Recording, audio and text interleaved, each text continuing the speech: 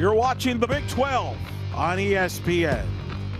From a sold-out UCF softball complex here in Orlando, Florida, it is a top 25 matchup in the Big 12 as the UCF Knights, ranked 25th in the country, hosting the number 3 ranked Texas Tech Red Raiders and their fan base coming in to see the great Nyjah Kennedy come to pitch. And we welcome you to a long time All-American Alex Powers. I'm Eric Lopez, and of course, these are two teams with big goals for the Big 12 championship, get to Oklahoma, and they're going to do it with their ace pitchers that we're going to see tonight in Nyjah Kennedy and Isabella Vega for the Knights. So much fun. Opening game here for the series on a Friday night under the lights. Really good stuff ahead. I'm excited to see these two go head-to-head. Nyjah Kennedy has been so good throughout her career. Isabella Vega has been lights out for the Knights. You take a look at the numbers, they're pretty comparable overall. Nyjah Kennedy has had a lot of success with the strikeouts. Isabella Vega will rely a lot on the defense, but has been doing well in the circle. She's been really effective. Isabella Vega is only a sophomore, but has had a lot of success in the first 2 years of her career here for the Knights. Good rise ball, going to mix speeds really effectively. She's been the ace, no doubt, on this staff the last. And then Nyjah Kennedy has been fantastic for the game of college softball. The passion, the storylines that she's had. She's been so much fun to watch, and she gets the job done. The potential that she has to continue throughout the rest of the season and take Texas Tech deep. Nyjah will be facing this UCF offense here in Orlando. We'll have starting lineups when we return from Orlando. It's Isa and the Knights, Nyjah and the Red Raiders. We'll have it for you next.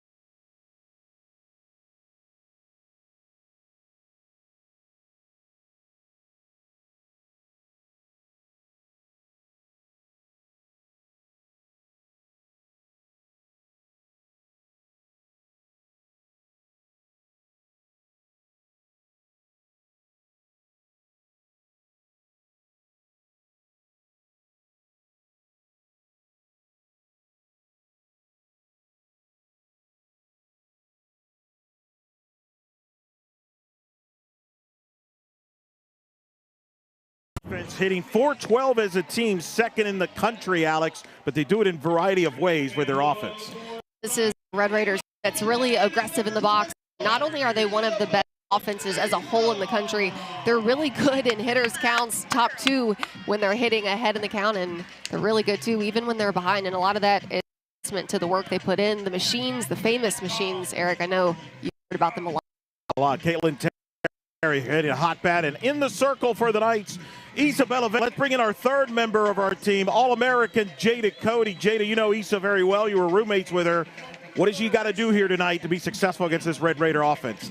Yes, Texas Tech is swinging a hot bat right now, and so Isa has command on her changeup and work part of the zone, and she has to have good command. She also has to get ahead in the count. She can't work behind and let her defense work. She can't go out there and try to throw strikeouts right now. She has to let her defense work and let them get outs for her. We'll have Jada throughout the broadcast here. Glad you can join us wherever you are on this beautiful Friday evening. Takes ball 1 from Vega. And we're underway with Maya Davis, the senior from Lovelady, Texas. First team All Big 12 performer a year ago. Currently 5th in the hits, 5th in runs scored. Hits a ground ball to the third.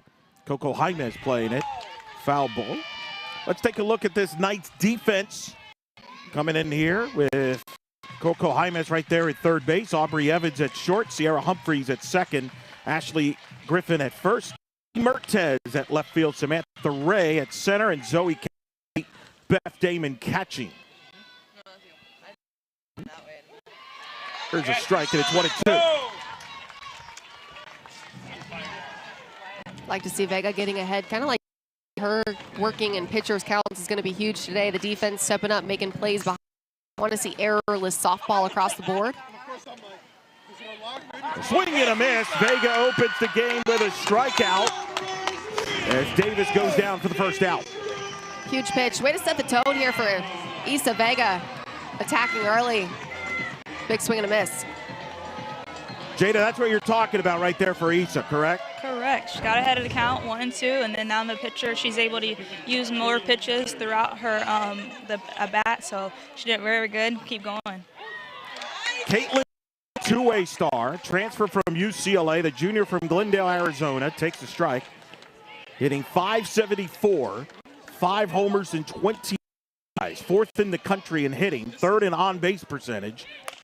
And she hits a ball deep in the hole. Backhand by Evans. Evans throws to first, but not in time for Caitlin Terry. Gets on here. Caitlin Terry does such a good job going opposite field. Just finds the holes. That one to the backhand of Evans. Tries to make a good play there, but I like to see it being kept in the infield. One of the things that Texas Tech does well, aggressive in the box. They try to hit early and often in the counts and really challenge the defense. Going to try to in motion, put the pressure on the D. Mia Williams now at the plate, takes a strike. The only Texas Tech Red Raider player that's played on this field. She played here as a member of the Florida Gators a year ago. And she was an All-American back here in the state of Florida, where she's from, in Windermere. Swings away, fouls it off, and it's 0-2. Williams hitting .456 on the year. There's Jerry Glasgow, Alex. You played for him a few years back, we'll just call it that way, with the USSSA Pride in his second season as head coach at Texas Tech. You called me old. It's fine.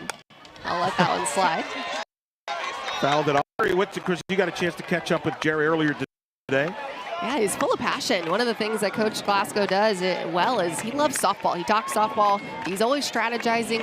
He creates chaos out there on the field in a lot of ways, but he's just the game, even all the years that he's been able to be a leader. He learned from some of the best, and Coach Lou out at Georgia, where he started his coaching career collegiately, obviously took a head job pretty after. But has had such great experience just trying to switch it up, and the game continues. So does Coach Glasgow. Williams pops it up to second. Humphreys is under it, makes the catch. And tired. 2 gone here in the first inning. Jada, what'd you think of that? Is Isa got Williams to get jammed there? Good. She's coming out strong, and that's what we need the next 6 innings, and let her defense work behind her. Taylor Panel, transfer from Tennessee, 2-time All-SEC performer, grounds it out, foul there. Jada, what's got a packed house? You've played in this place when it's packed. Describe the environment when the complex is full like it is tonight. Yes, the crowd gets loud. To tune the noise out and kind of play your game, but to have the Knights softball behind and having fans to support, we have fans all over that come and support, and to have it kind of just shows that UCF softball is growing, and we are on the map now. Ball and a strike to count. What a great perspective. We got 2 All-Americans on the booth here in the broadcast here tonight. 1-1, and I'm not one of them. That's foul. Alex, what have you played in big atmospheres like this? In fact, one of them here on this field when you played brought Florida State here. Yeah, it's so much fun. You live for these high-pressure moments. This is a huge game, huge series. And I loved this as a player. The pressure is on, the big moments. It's such a privilege. Just got to take it in stride. Runner goes, and Terry, the throw from Damon is in time, and she's out. Can't throw it out as Beth Damon guns down the Red Raider runner to end the inning. And with that, that brings the Knights will come to the plate. Scoreless here in Orlando. Allow yourself to tune out.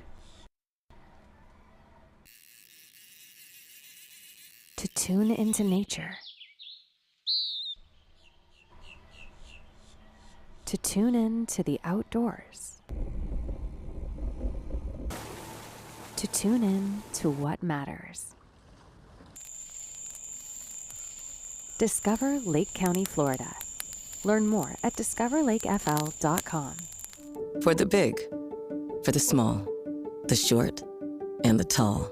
Peacemakers, risk takers. For the optimists, pessimists, exhibitionists. For long distance love. For the farsighted, nearsighted. For introverts and extroverts. For the thinkers and the doers. For old friends. Coca-Cola. For everyone. Have you ever wondered if there was a place where access to excellence isn't guarded by ivy, but open to all who strive for greatness? Where education leads to more than a degree, it opens the door to a career and a better life. Where imagination ignites invention and innovation, and the boundaries between science and creativity converge. That place is here, the University of Central Florida, a place for those who dare to invent the future. I think something I've learned is just like I think I'm tougher than I thought I was. In this circle, I think I'm definitely a competitor. Kennedy delivers in the biggest moment. I love to compete. I think I'm energetic. We're talking about a once-in-a-generation type. That's what he thinks of Kennedy. I feel like I've handled a lot of stuff softball-wise and off the field. That I'm really proud of myself.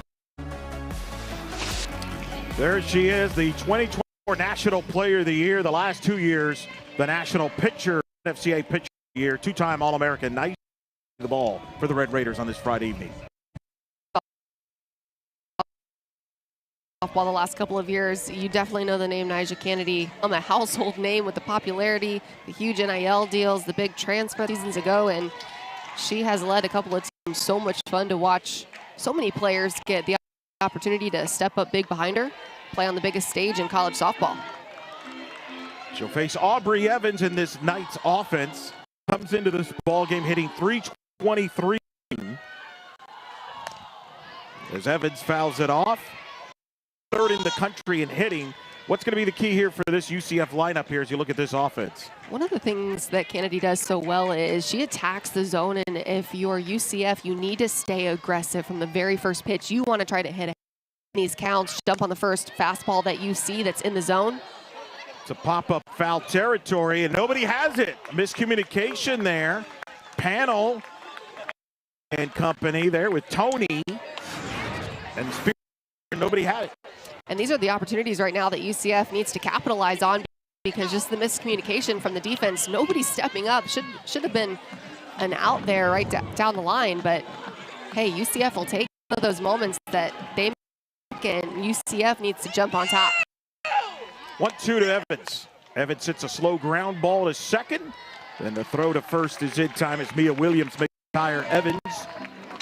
4-3. Let's take a look at this Texas Tech defense with Maya Davis, arguably the best center fielder according to Jerry Glasgow. They're at 53rd in the country. Desiree Spearman at left, Caitlin Terry at right, Pano at third, Haley Tony at short, Mia Williams at second, Jackie Liss at first base for the Red Raiders. Victoria Valdez got switched to catching here at the bottom half of the inning. Jerry Glasgow put the Valdez at DP and Burns at the catcher, probably to mess around with Alex Powers is hard. So Valdez is catching Kennedy. Meanwhile, it's a 1-1 count to Coco Jaimes. He's such a prankster. Got to keep me on my toes.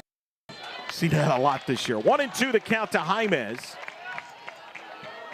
Jada, what have you thought about Coco Jaimes? She's played third base this year after playing second last year as a third baseman yourself after this 1-2 pitch outside. What have you thought about Coco this year and her play?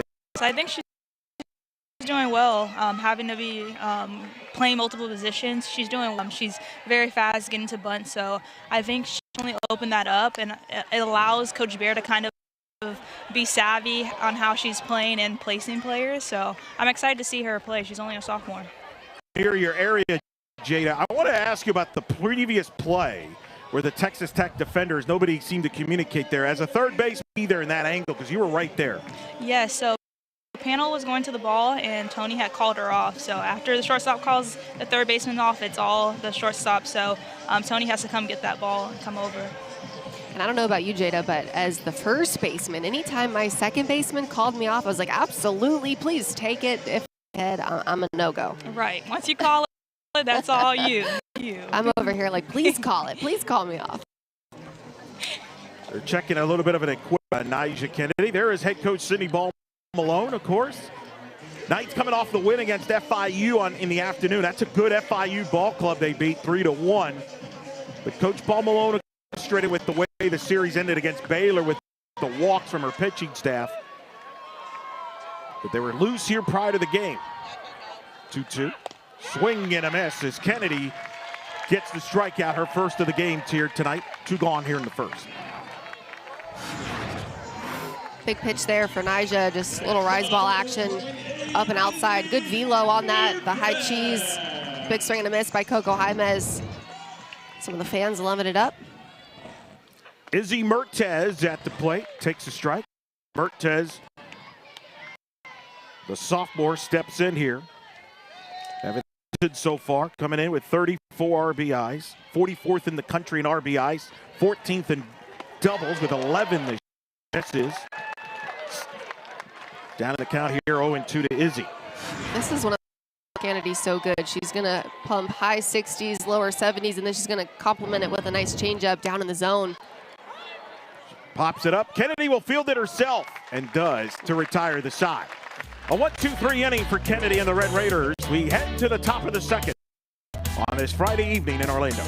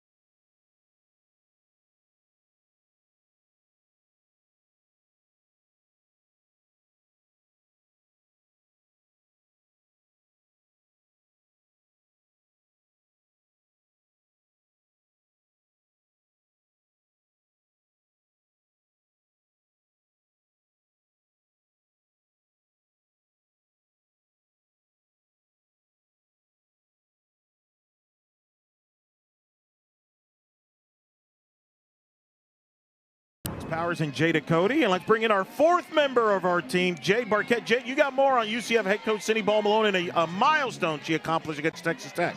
Yes, the last time these two teams met was March 28th, 2024, and it was actually Coach Ball Malone's 200th career win here at UCF. And we talked, she took me all the way back to 2018, and the vision that her and her family had for this Knights program. She knew it was going to be a mecca for softball.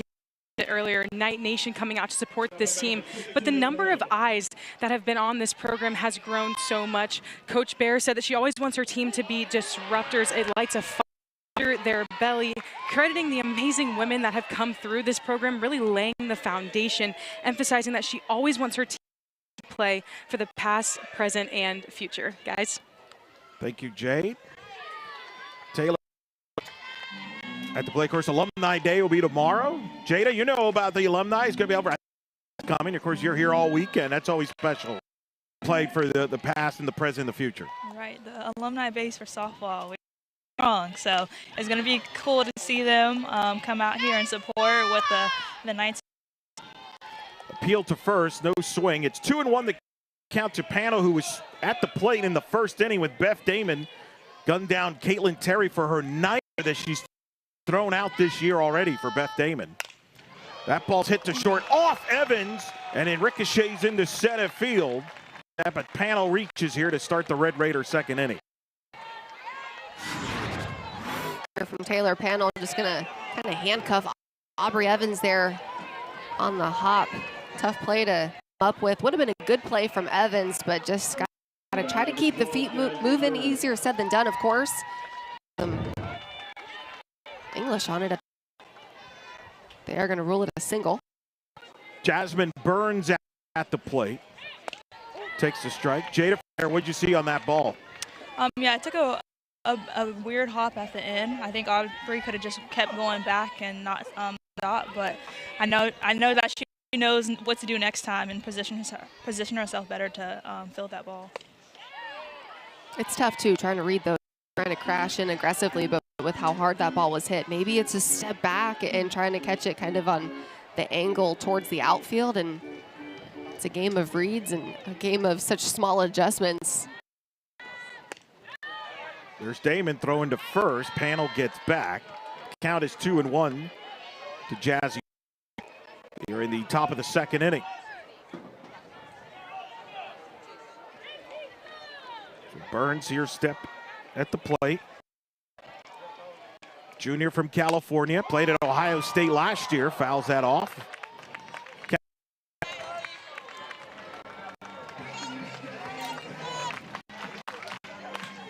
2 balls, 2 strikes to count. Pano at first. It's a Texas Tech team that likes to steal some bases. Pano has 7 steals, so keep that in mind. 7 of 8. There's your the Knights use on a 2-strike call pitch. It's outside for a ball. And it's full, 3-2. There we go. We got the names here now, Alex. Charissa. I think it's, yeah, Tarisha? 3-2. Pulled into left, just foul. Foul ball. Let's take another look here, Alex. This one's so close, right down the line. You saw Coach Glasgow calling it fair pretty immediate, but the home plate umpire put his hands up. I like the definitiveness on the calls, too. That I haven't always seen the last couple of weeks. A little bit of hesitation from umpires across the country in Orlando. Payoff pitch, hit up the middle through. Base hit, a single for Burns. Pano stops at first and second. Nobody out here for the Red Raiders in the second. Piece of hitting right now by Texas Tech, just passing the bat, keeping it simple, driving it right back up the middle. That one also hits sharp. Not too aggressive on the bases there, trying to go station to station, playing it smart. Base runners and try to keep that momentum going. Here comes Cindy Bone to have a chat with Issa and the Knights. Jada, you've been at many of these meetings over your career here at UCF as the all-time winningest player in UCF softball history. What do you think Coach Bear is telling Issa right now? Just to slow it down, let her defense work right now. She doesn't have to overpitch in this moment, and it's runners on first and second with no out. So just let the infield turn her double play and let her pitches move. You see the Knights bullpen. Reagan Vacoon on the left side. Macy Miles on the right. Warming up here for the Knights bullpen. Here with 2 on, nobody out in the second inning. With Jackie List coming to the plate. 397 average for the senior from Indiana, transfer from Southern Illinois, where her dad operates as a baseball, softball building and company. Grandfather played at Major League Baseball, played for the Twins, the Mariners, among the other teams. So you look at the lineups here a little bit. And now, Jada, what do you think they're talking about right here? A little delay here. Yes, I think they're just trying to figure out the pitch clock to get back together. But yeah. They're also getting a pinch runner here as well. Michaela Garcia, the Raiders at first base. The junior from Lubbock, Texas, to pinch run here with Jackie Liss at the plate.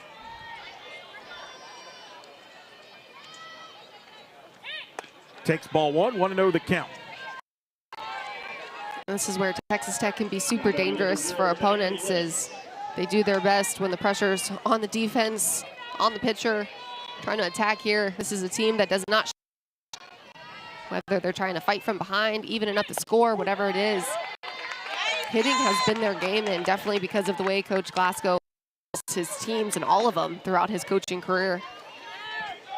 He's always loved hitters, and just trying to navigate an offensive approach can benefit the team. Off Vega's glove to Evans, to second for one. That's all they'll get. The runner ball gets away from Humphreys, and that's going to allow the run panel to score. And Texas Tech, in an unusual way, takes a 1-0 lead. Interesting turn of events right there. The ricochet off the glove of Vega, going to go right to Aubrey Evans, getting the out at second base, trying to split the runner. Throw, trying to hold it from Humphreys. The ball just going to get loose from her hand. Tough break right there if you're UCF. Desiree Spearman at the plate. That's in the dirt. That hits her off the ricochet. On a hit by pitch on the ricochet there. Just like that, it's 2-on-1 out. Try to limit the damage right now if you're UCF, trying to keep people off base with free passes. That one, another tough. But UCF trying not to let it compound, trying to nip it in the bud as quickly as possible. Keep this lead right now for the Red Raiders to just 1. Jada, from your angle, did Humphreys just a case where she just kind of was indecisive or just lost the grip of the ball? Yes, it looked like she was trying to turn it, and she saw the runner was already at first and was trying to eat it, and I think it just slipped out of her hand. Humphreys has played such magnificent defense all season. The #1 second baseman this year in the country in run prevention. 7.7 by those metrics. Speaks volumes. Meanwhile, a developing situation here. Nigeri Kennedy is going to hit here, as she will come into the ball game to hit for in this spot for Victoria Valdez.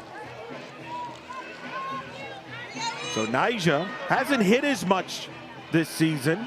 Jerry Glasgow playing the long game, but gets an opportunity here to hit. Had a good batting practice.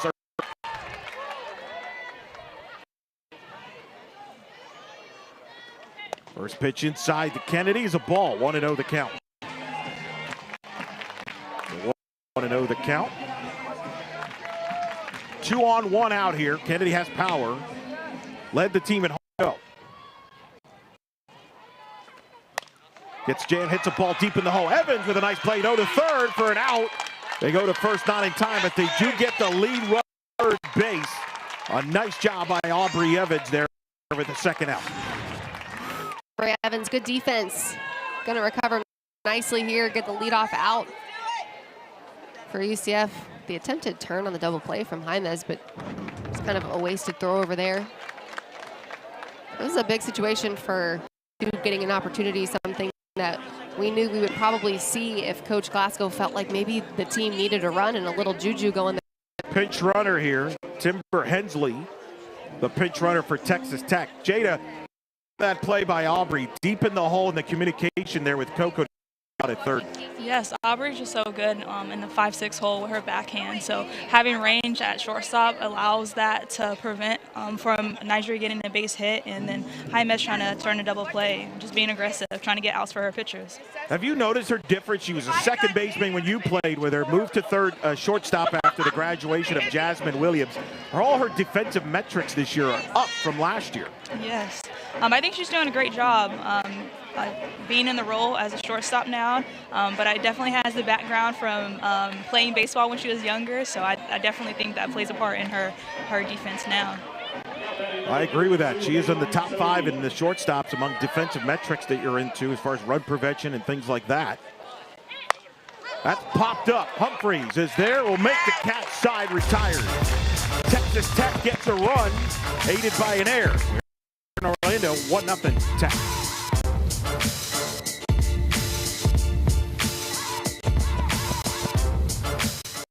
Exclusively on ESPN, 40-plus NCAA championships. Confetti rains. Nets are cut. Joy erupts. Hardware is hoisted. History happens here on ESPN, home of NCAA championships. For the big, for the small, the short, and the tall. Peacemakers, risk takers. For the optimists, pessimists, exhibitionists. For long distance love. For the farsighted, nearsighted. For introverts and extroverts. For the thinkers and the doers. For old friends. Coca-Cola. For everyone. Introducing SportsCenter for you, personalized every single day. Now available on the ESPN app.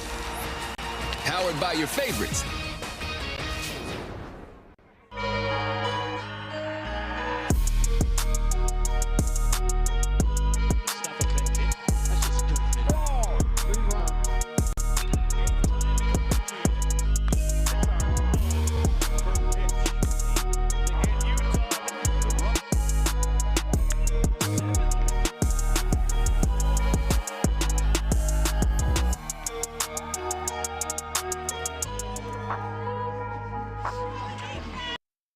Take a look at this week's ESPN USA Softball Top 25 poll. Texas Tech, number 3. Arizona, number 11 ranked. Oklahoma State, 21. And then UCF, 25. How Baylor is not ranked is baffling to me, but maybe some of those don't watch softball, I guess. They're playing Texas home and home there. Beth Damon takes ball 1. 1-0 the count here to Damon to lead it off here for the Knights. Will be followed by Sierra Humphreys and 4-5-6 against Kennedy. That's hit, boy. Left side here, Alex. Since Jada's appeared now, every ball's been hit to her. I don't know if that's a sign. I have a helmet for her tomorrow just so that she stays safe and unconcussed over there. Please do. Keep your head on a swivel, girl. Right. Jada, we could get the equipment people there. Get you some your old helmet or something. Right. I just put my catching gear on tomorrow. I'll show up like that. Damon hits one to center. Maya Davis is there to retire Damon for the first out here in the second. There's Jada Cody, the All-American in 2022, the single-season RBI record, the RBI queen, the most RBI doubles. What's the view like from there? You know, it's a good view, a different view, not in the dugout, but it's good to see some great softball. Top-ranked teams playing the Plex. I think it's very exciting. Sierra Humphreys at the plate. See, Alex, you've been pushing for us to do a broadcast in the outfield. Jada's got us beat already. I know. I'm like, well, she's not in the dugout now, but she's close enough, so she might as well be. That's the advantage when you're like the all-tied for the all-time most wins in UCF softball history. You get those perks.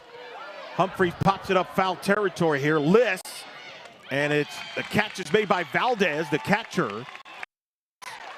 Fouls out. And just like that, 2 quick outs here in the second. Took the words right out of my mouth. 2 quick outs, and that's the momentum shifter that Texas Tech needs, trying to get themselves back into hit. Making easy work right there of some of the top hitters for the UCF lineup and what they've been able to do run production-wise. Kendall Yarnell at the plate takes a strike. Jade Barquette, you've got more on Kendall. So she's had a little bit of a role shift this year, guys. Last year coming off the bench as now with the permanent spot in the lineup. She's really just been focusing on staying consistent in her at the bigger perspective. She told me, I'm really focusing on the question, am I feeling the right way when I'm at bat and things don't go my way? Jada, Alex, what does she mean by that? What are the cues of you to get better each at bat?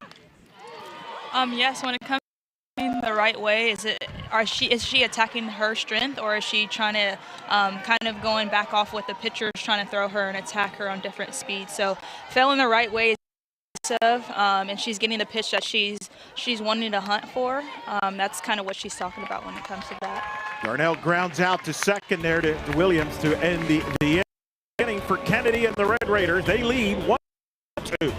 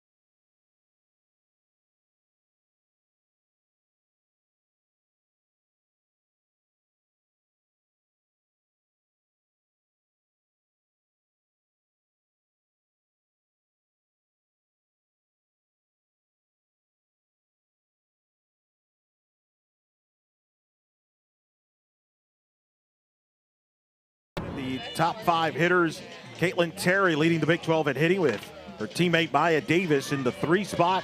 Mia Williams there in the 5 spot. Of course, Kendall Yarnell for UCF. 8 hitters in this series, Alex. Maya Davis had to lead it off. That's a ball. Much offensive production the first couple of weeks so far. Coming through in some big moments. Kendall Yarnell for UCF, and then a few of the hitters in this Texas Tech lineup. Didn't really surprise us. Texas Tech is one of the best offenses in the country in all counts.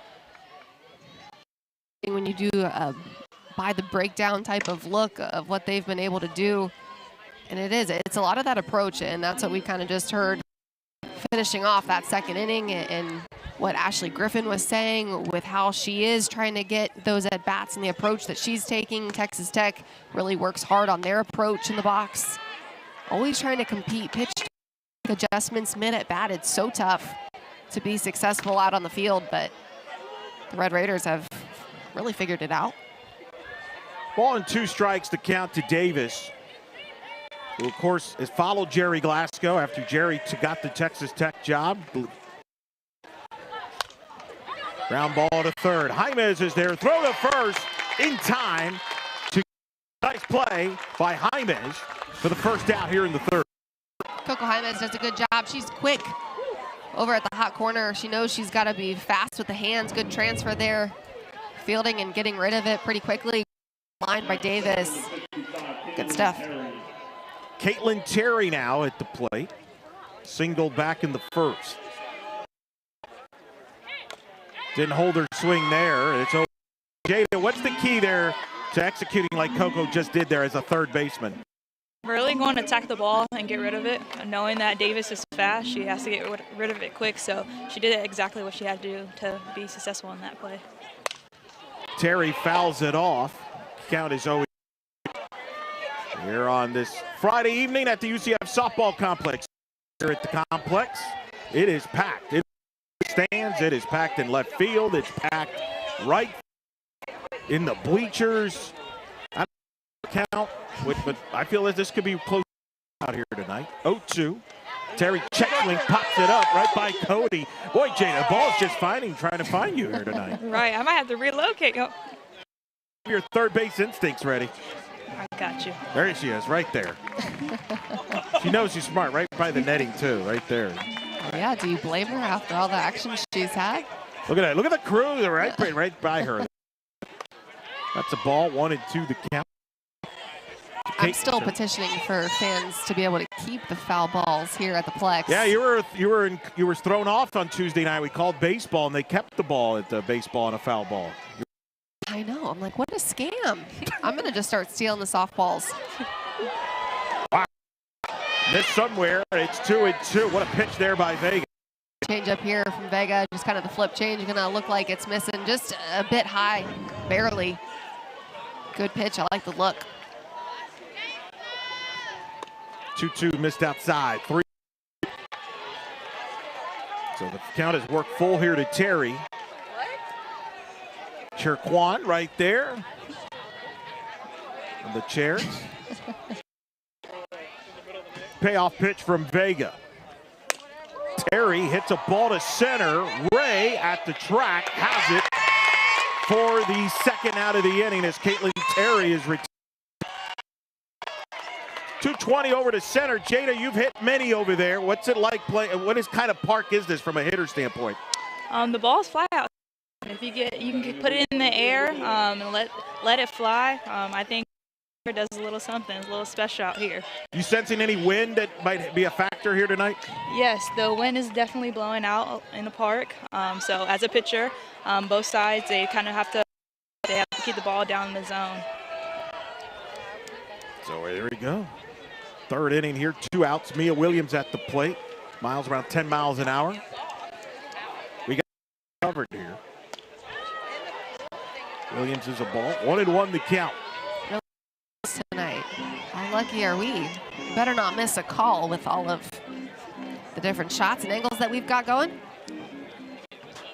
A ball to Mia against Vega here. In the dirt.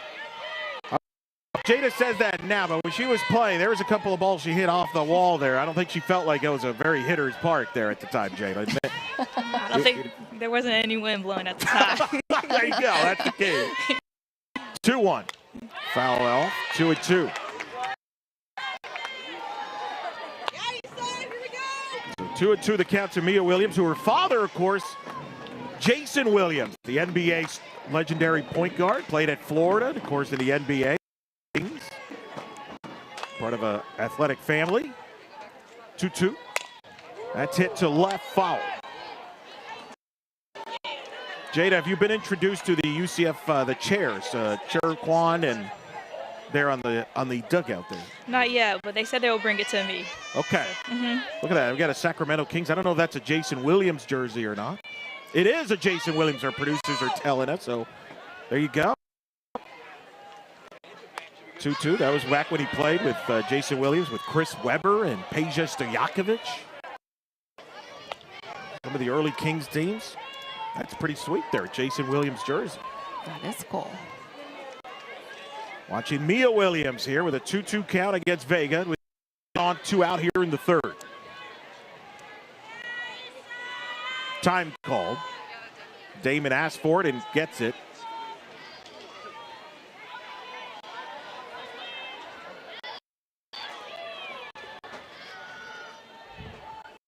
Two pitch.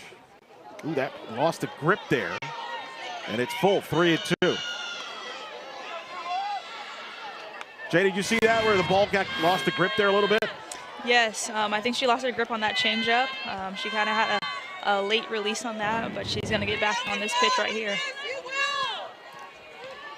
Payoff pitch coming. Fouled off.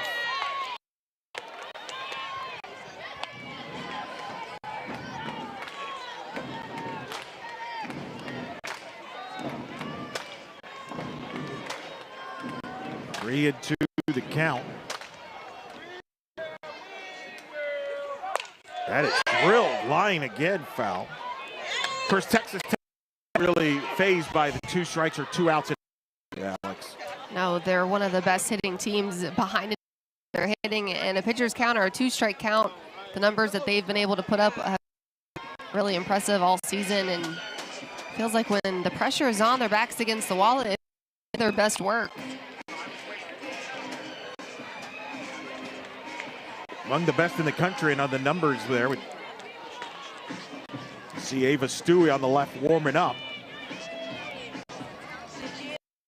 This is a UCF pitching staff, a very young pitching staff with 4 freshmen on the pitching staff side. 9 pitchers overall. Knights coming into this weekend with a 2.34 ERA, 14th best in the country in ERA. Low and in, walk to Williams. And Alex, when the Knights have had their struggle like last weekend against Baylor, it's been the free passes. That's really been the issue that's frustrated Coach Paul Malone about this staff. All their other numbers as a staff looks great, except for the walks, especially in the losses.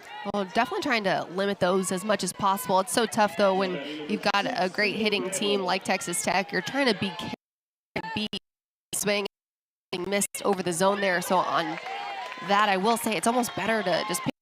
I almost would rather take a walk on something like that instead of allowing Mia Williams, the team leader in home runs, to get something going and get that by. They can have the base runner as long as they don't get the run, especially with 2 outs. That one gets away, and that'll allow Mia Williams to get to second with a count of 1-1. Here to Jackie Liss. Damon. Just kind of the mistake there. Damon kind of anticipating on the dirt ball, but just not getting it on the ground. Go right through her legs, one that you want to definitely try to prevent. Ground ball to third. Jaimes is there. Throw to first. Griffin makes the tag. Nice job by Griffin, the first baseman. Caught the ball, pulled off the bag, but made the tag to end the inning. She'll lead it off when we return here in Orlando.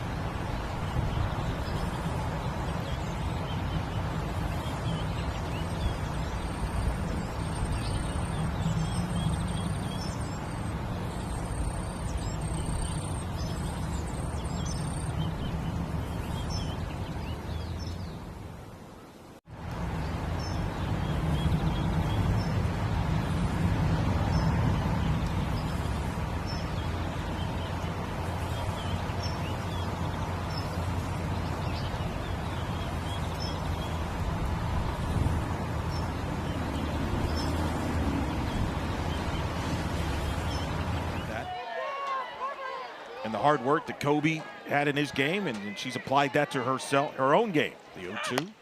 Calvis pops it up. That's right by Cody there. Telling you, Cody, you're going to have to. I got a ball right now. So. All right, there you go. Yeah, collecting at this point. Make sure you save it for the fans. Maybe you can do a trade-off at the end of the game. Okay, sounds good. I mean, look, there's going to be a ball that Nyjah doesn't want to throw, so they can just pop that one over the net. 0-2 the count. Got our technical difficulties squared away. The 0-2 to Calvis inside for a ball. 1-2 to Zoe Calvis. This night's offense in the top 50 in many categories. Slugging percentage, hits, doubles, run. Going up against Nyjah Kennedy. There's a swing and a miss as Kennedy gets the strikeout for the second out here in the third inning. Big pitch by Kennedy, just going to keep spinning that ball in the outer half of the plate. Good spot, just going right at these UCF hitters.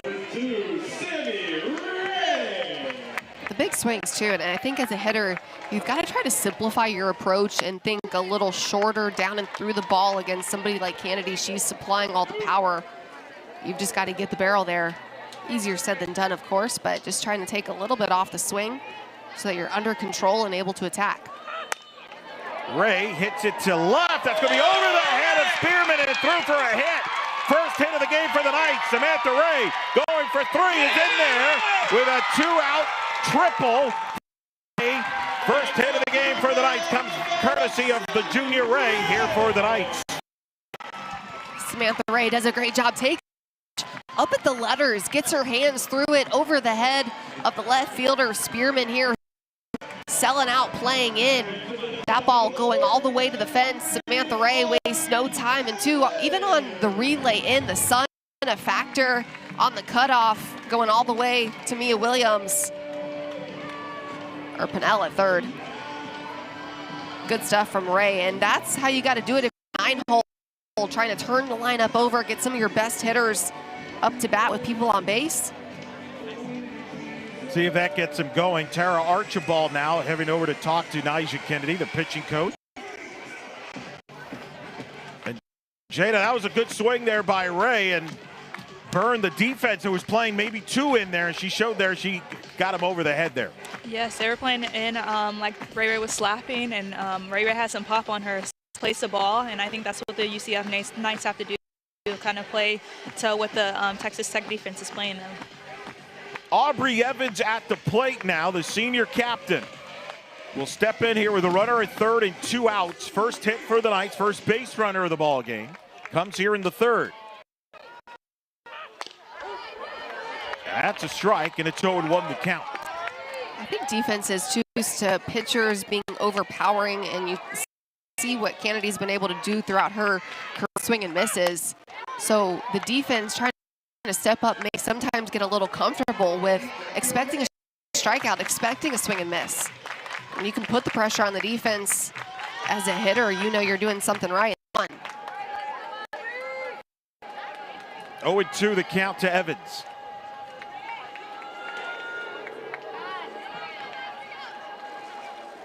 And Evans fouls it off. Jada, you've Nyjah Kennedy with the U.S. national team in Japan. If you're Aubrey Evans, what's your approach here against Nyjah with two strikes? Yes, I think change right here too, but also foul off the changeup, but still be on time for her hard pitch. 0-2. Outside, ball one. You agree with that? Absolutely, and one of the things that I heard a couple of weeks ago too was we talked in two strike counts about expanding your zone and trying to protect, but I actually think narrowing is definitely the key here, trying not to swing at pitches that are egregious. You got to stay locked in as a hitter. You know the strike zone. Reaches for it, ground ball to short. Tony is there, throw to first in time to get Evans and end the Knights' threat. Knights get a hit, strand one. Red Raiders with a 1-0 lead. We'll hear from Jerry Glasgow, the head coach at Texas Tech, when we return. Orlando is growing fast.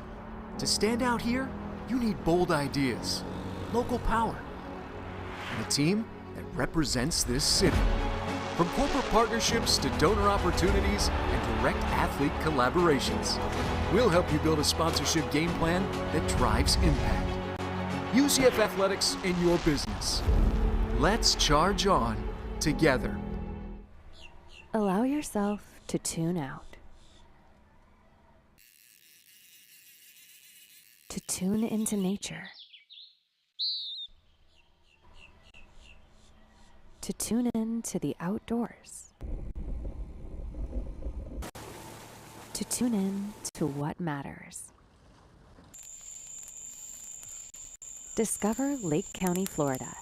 Learn more at discoverlakefl.com. They look at us and wonder, what's out there? We are. We've never been the type to stand to the side, letting world-changing ideas go untested. We push even beyond our own expectations. Here is seen across the country and heard around the world. We strive to be bold, to be impactful, and to challenge the status quo.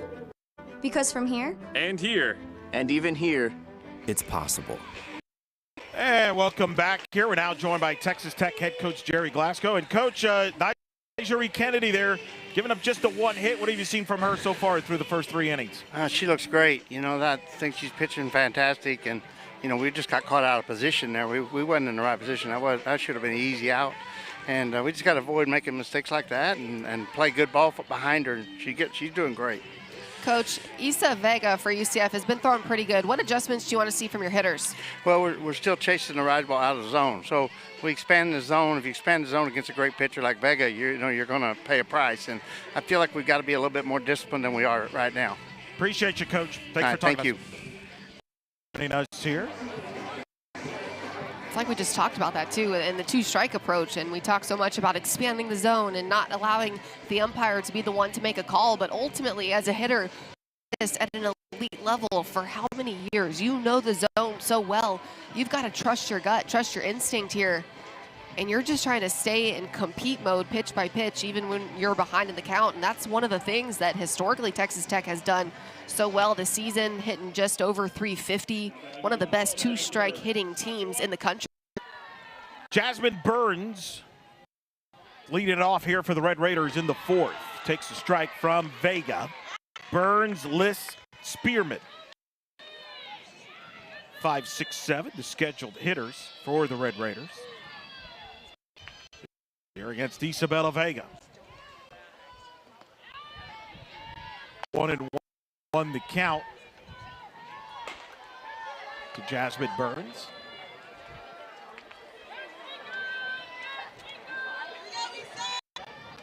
Isabella Vega, redshirt sophomore, all Big 12 first teamer a year ago, as Burns hits one to deep center field. Ray gives it a look, and that is gone. That's a solo home run by Jasmine Burns, as the Red Raiders extend the lead to 2-0 on Burns' 6th home run of the season.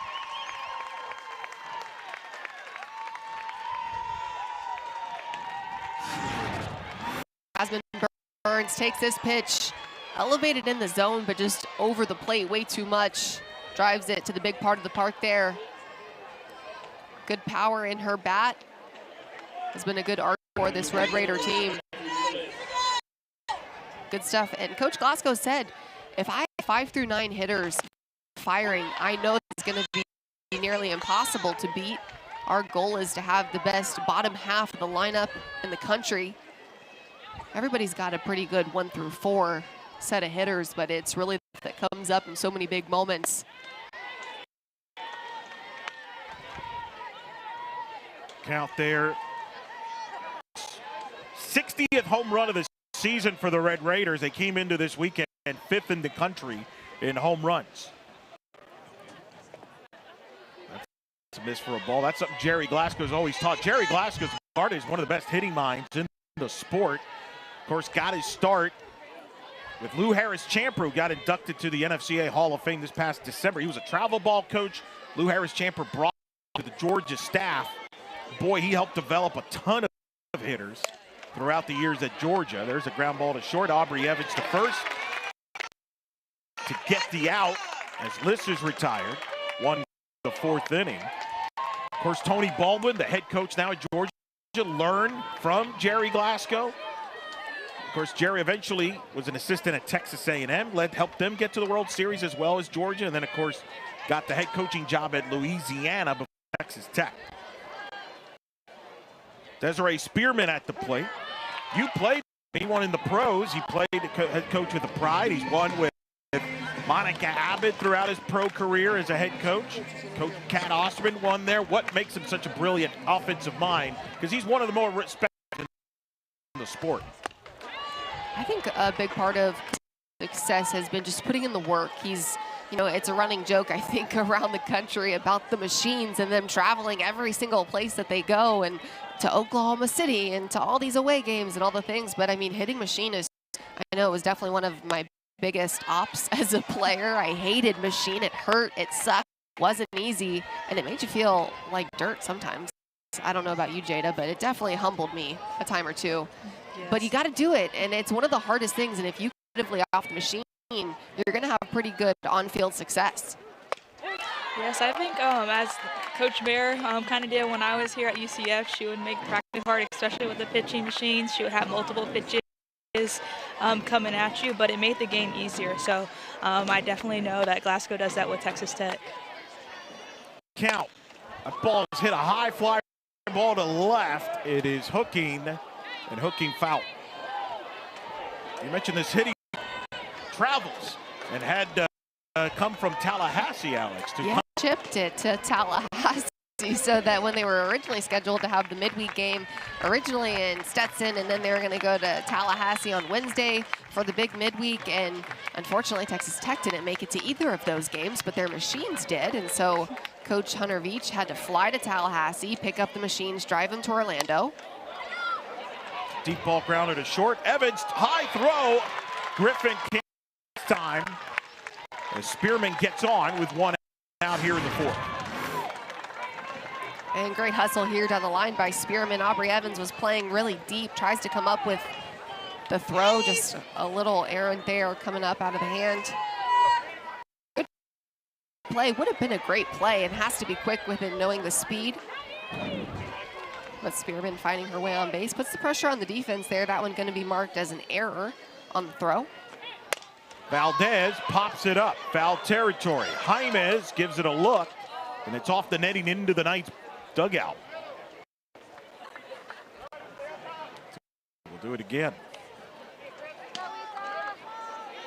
Coach Pestrak not happy there. I think that was a ball that it could have been had, perhaps.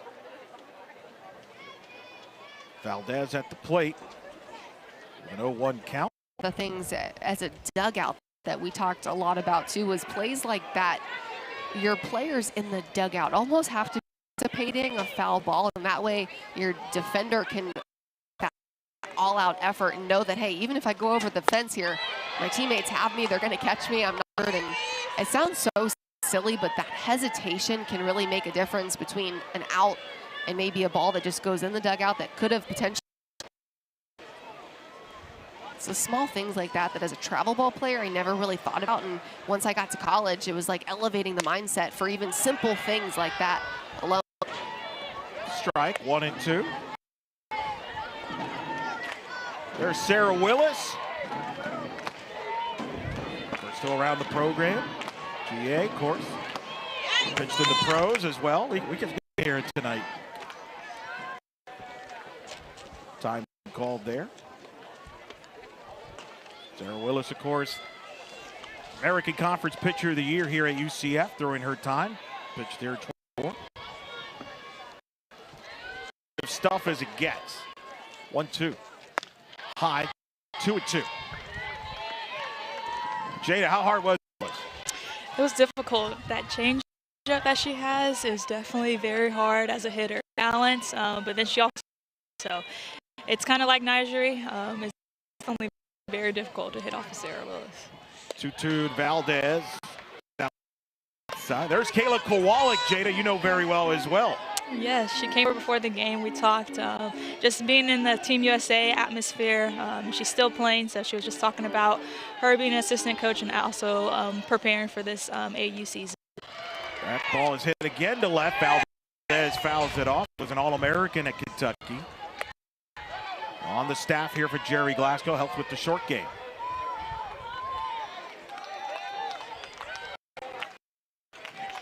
Alex, we could start. We got a lot of talent in here. Just keep the camera like on a swivel here. We're gonna just pan person to person. Fouled off. Everywhere you turn, we got All-American.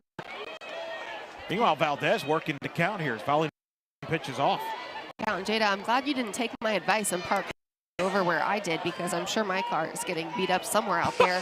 Right, there's too many foul balls. I had to park a little further. I knew what was up in the atmosphere. A lot of foul balls today. Place. Payoff pitch. It's fouled off. Jay, did you ever hit a car? Did you ever hit a car after the fact? Not a car, but my dad's RV that parked in left field all the time. Yeah, he had a lot of dents in his RV. He didn't mind it though, right? Nope, he did it on purpose. He wanted me to hit it over there. That's a first. Property here. There you go. Part of this incredible atmosphere. Packed house. 3-2 to Valdez. And again, Valdez fouling it off. The big part of being in this 3-2 count right now. She knows that Vega's got to come right at her. Doesn't want to walk her with the free pass here. Especially at the bottom part of this lineup. Got to compete, because the last thing you want if you're UCF is the top of this order coming up with people on base. 3-2 the count. And again, Valdez pulls it foul down to left field. We'll do.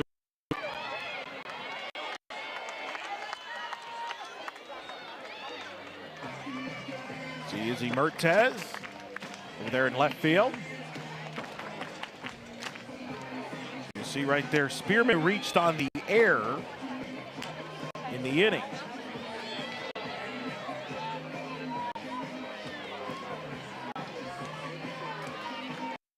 Three balls, 2 strikes, the count.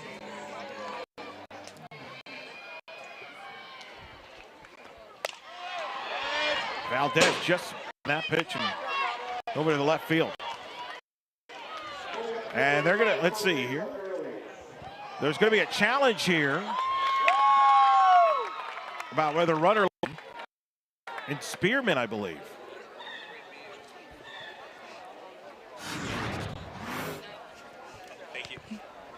Interesting call too on the foul ball.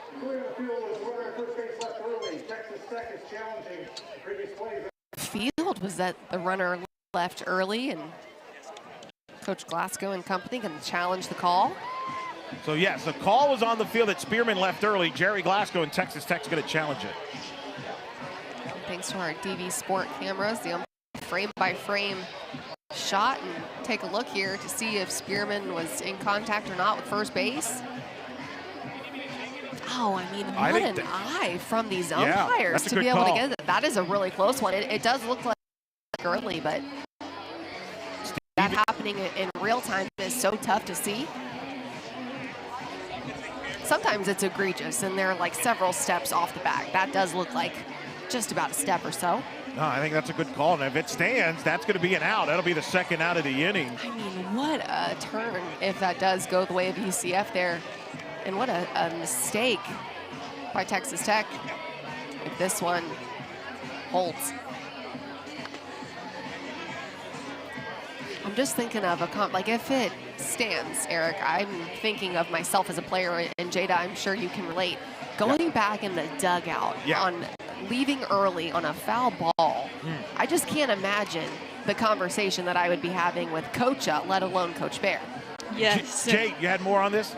Well, you mentioned it perfectly, Alex. Coach Glasgow actually came over to his dugout and was very expressive, saying there is no reason why that should even be a call. There's no reason why we should be leaving early. He'd walked over to Spearman, talked to her a little bit, just one-on-one as he made his way back over to third base. But like you mentioned, I would not want to be in the dugout if that conversation was to be had, especially with the at-bat that she's having right now. Looks like we got a call here. I mean, they're still looking at it. Whether left early or not.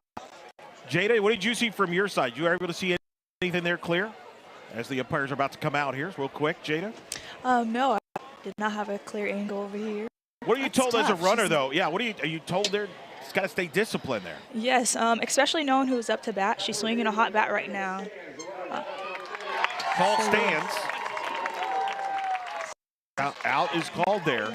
So there are 2 outs How much do you talk about that? The coaches talk, Jada, during your playing career about that situation like that playing out? A lot. Kills the momentum right now in Texas Tech.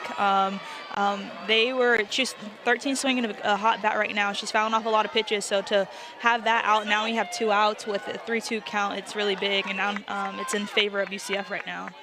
Valdez with still the 3-2 count, but nobody on, 2 outs. And that is hit to third, foul.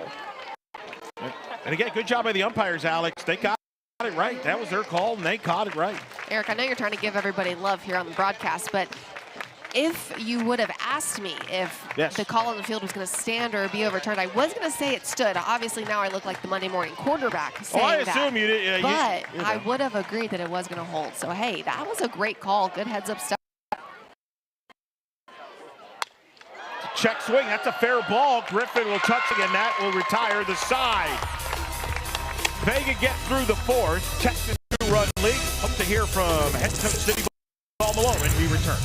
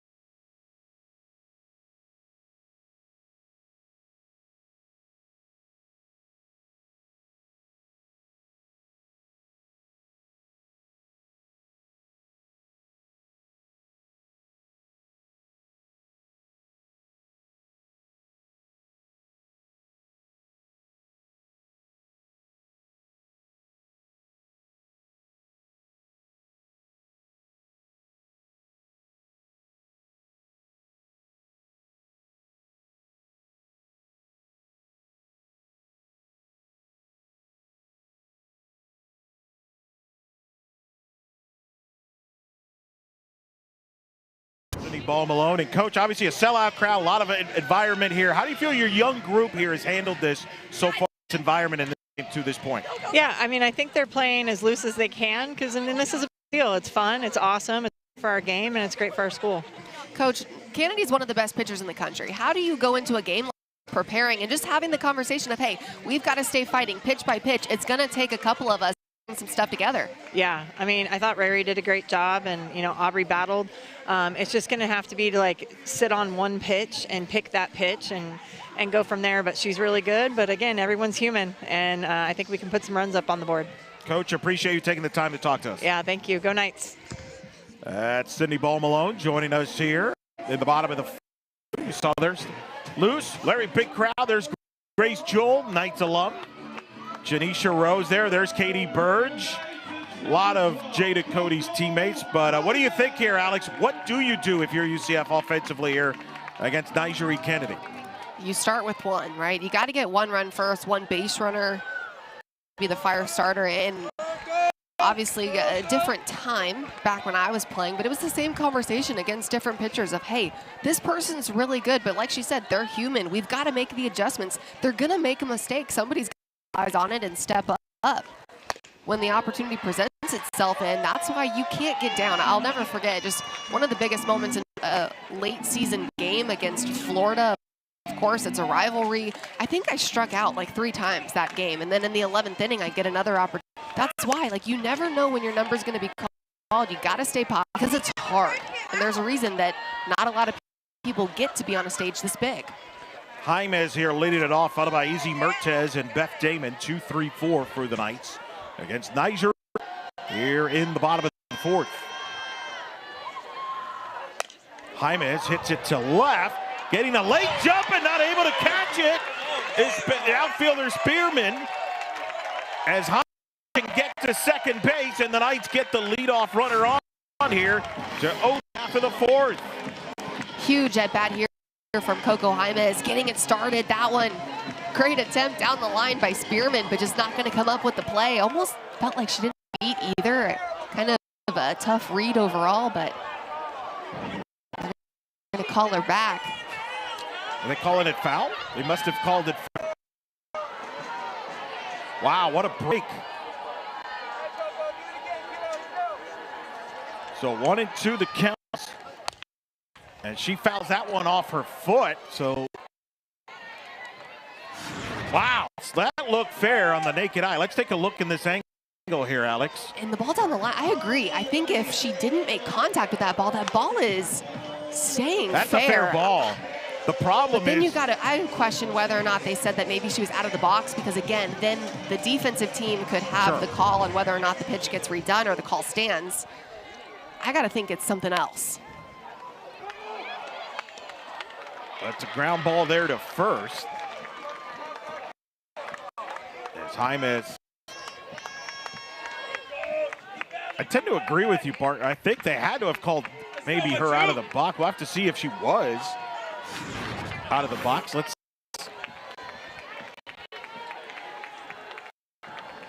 Doesn't look like she was. It looks like the foot was, if anything, right on the line. Right. But again, a tough break because with that one on the fair foul call. And man, if you're going to change a game, and that's a big momentum shifter too. Not the momentum that follows a leadoff double.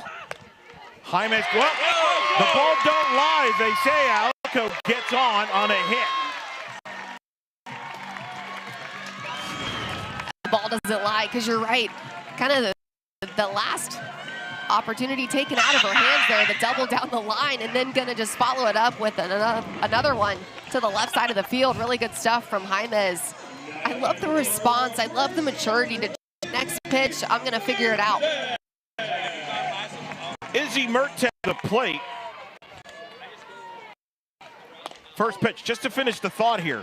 The call, if they called it foul, was important. Is you can't challenge a foul ball. If people are wondering why do UCF challenge that, they can't if it's called foul. You can only challenge it if it's called fair. Balls which and strikes. I don't agree with that at all. 0-1. That's foul by Mertens. Fouled it all too. Jada, I don't. What was your angle on that ball? To me, it looked like it was fair. Even Coach Bear's reaction to that, I think the umpire could have let that go and called it fair. The Texas Tech wanted to challenge it. They can challenge it. Well, Kenneth rings there and gets the strikeout by Mertens for the in the fourth. Big response by Kennedy, and this is one of the reasons she's so good. She takes the leadoff hit and just says, so what, I'm going to keep battling. Goes to the off speed, super successful, keeping hitters off balance. Love the mix. Beth Damon at the plate takes ball one outside. And the only reason that is still a significant play is Jaimes would have been at second instead of first. And when you're playing arguably the best pitcher in the country, Kennedy, you need every base you can get.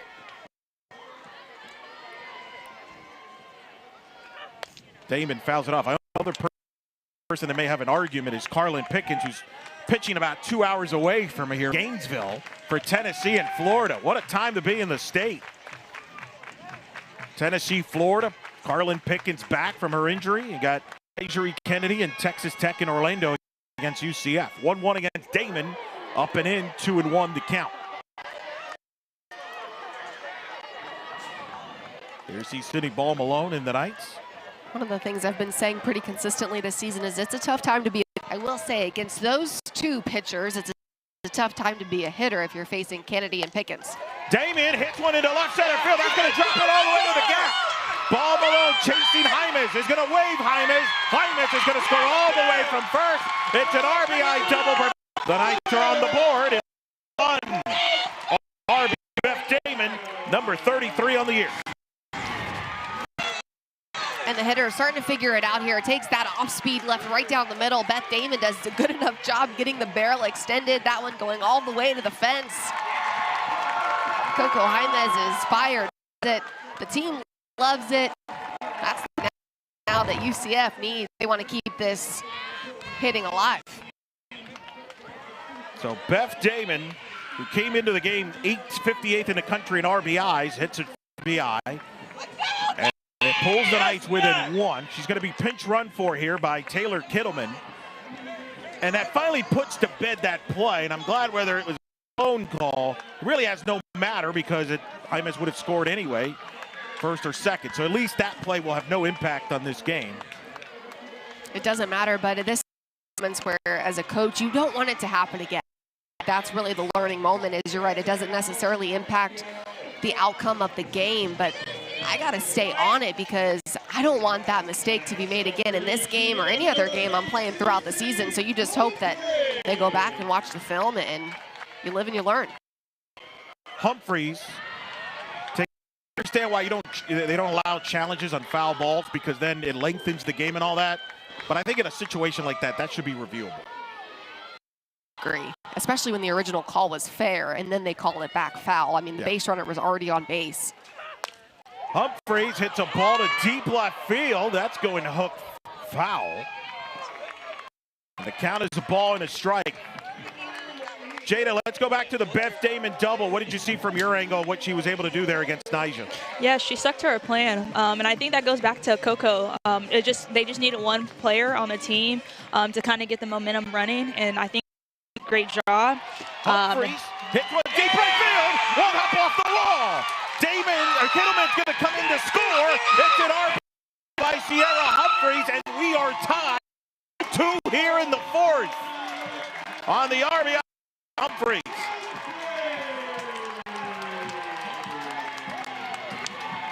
Hitting is contagious. Indeed it. Sierra Humphreys takes this pitch again, a little too over the white against a hitter like Sierra Humphreys. Opposite field, good things happen when you hit the ball the other way. Taylor Kittleman easily coming in to score. Right now, Texas Tech feeling the pressure. UCF staying on the attack. Here comes Tara Archibald to talk to Nyjah, and then Hunter Veach, I think he's going to talk to this defense. And meetings here at a clutch double for Humphreys. And she delivers her 30th RBI of the year. Joins Damon and Mertes in the 30 plus RBI club. And we got a brand new game here, 2-2 here in the 4th with momentum on the Knights side. And I want to ask you both, Jada, and about this Texas Tech defense. And I'm wondering here if Coach Veach's defense here to kind of regroup here on a couple of balls they just haven't made. I think a big part of it is just going out there and taking a breath, having a reset, saying, hey, so we'll hit balls, they're going to put things, got to respond well. We can't give up. The game's not over here. There's still a lot of opportunities left. And just keep fighting. Kendall Yarnell will come to the plate. Runner at second, 1 out. Takes 0-1. And that's a conversation that both of these teams are probably having. If you're UCF and you're a hitter against Kennedy, you're having the talk in the dugout of we're gonna miss hit balls. There's a reason that she's one of the best, if not the best in the country. Stay locked in. Yarnell gets under it, hits a pop-up to left. Tony comes over from short. Catch. A big out as Yarnell is retired. Runner at second, 2 outs here in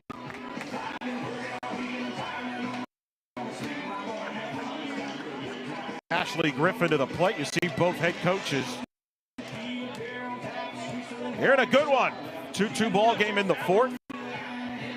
With Griffin now at the plate. A swing and a miss by Griffin. Ada, you played with Ashley Griffin. What do you want to see from Griffin here against Kennedy? To keep it simple, I think a big part, she doesn't have to overcomplicate anything. Nyjah is already throwing and just has to be bat to ball contact right now in the situation and pass the bat and get to the next batter. 0-1 the count. Upstairs for a ball. You see the aggressiveness too coming out of the circle, the big movements, the hard pitches, kind of missing up and out of the zone, trying to really overpower Griffin.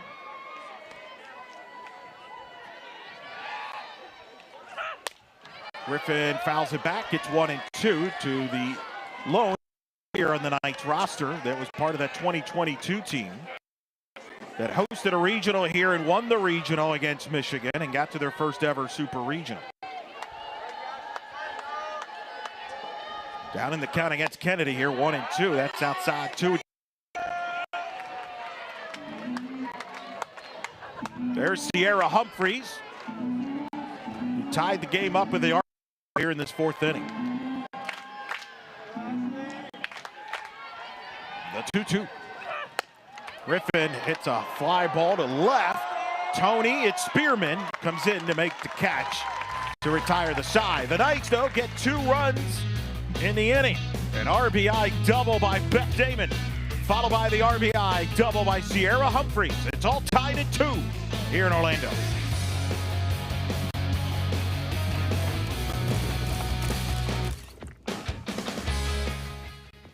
Exclusively on ESPN, 40-plus NCAA championships. Confetti rains. Nets are cut. Joy erupts. Hardware is hoisted. History happens here on ESPN, home of NCAA championships. Orlando is growing fast. To stand out here, you need bold ideas, local power, and a team that represents this city. From corporate partnerships to donor opportunities and direct athlete collaborations, we'll help you build a sponsorship game plan that drives impact. UCF Athletics in your business. Let's charge on together. Introducing Verts. Swipe for news and highlights. Now available on the ESPN app.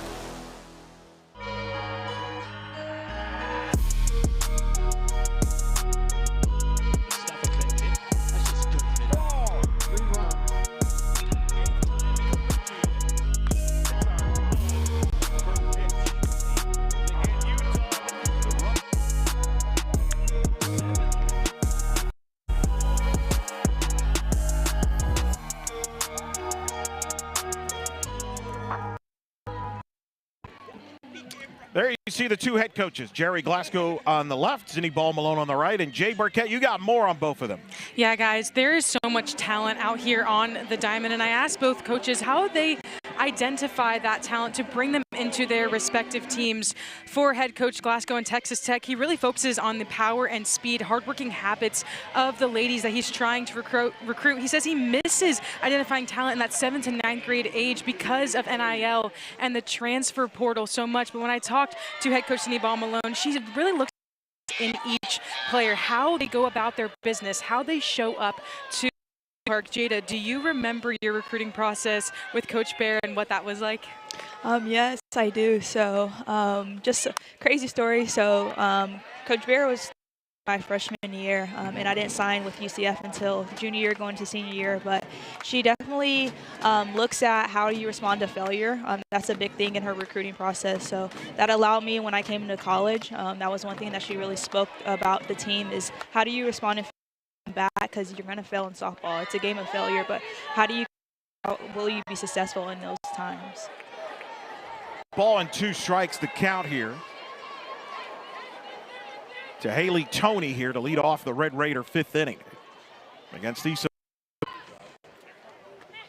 That's up high. Jay, appealed to you about Coach Ball Malone? Just how it's more than just a softball player. She wants to see what you are and allows you to grow as the woman that when we come into college, we're young. And she allows you to be, and she doesn't try to change you. She just tries to evolve you. Vega gets the strikeout here of Tony for the first out in the 5th. Isabella Vega spinning it so nicely, something up in the zone. Good velo there. She's heating up, feeling good as the game goes on. Her hitter's got her back in this thing. A lot of confidence in the circle. Top of the order, Maya Davis to hit. Jade, you got more on Isabella Vega. You saw the way that she just exploded out of the circle, and she said that those expressive moments are really new to her, as this one is an easy ground ball out by Maya Davis and recorded the second one for UCF. She said that she's actually more of an introvert in real life, and those moments where she just explodes emotionally are just the build-up, because each out is so important. Thank you, Jade. That'll bring up Caitlin Terry to the I'm liking this. All these people talk. I don't have to talk that much. That's great. Makes our job way easier. Jade, some play-by-play in your future girlfriend. Okay. The first pitch strike to Terry here. 0-1 the count. Here in the top of the fifth with a 2-2 ball game. Terry 1 for 2 tonight with a single. Hits a fly ball to left center, but playable. Catch is made to retire the side as Birkenstock making the play. A 1-2-3 inning for Vegas to the bottom of the fifth, still tied at 2.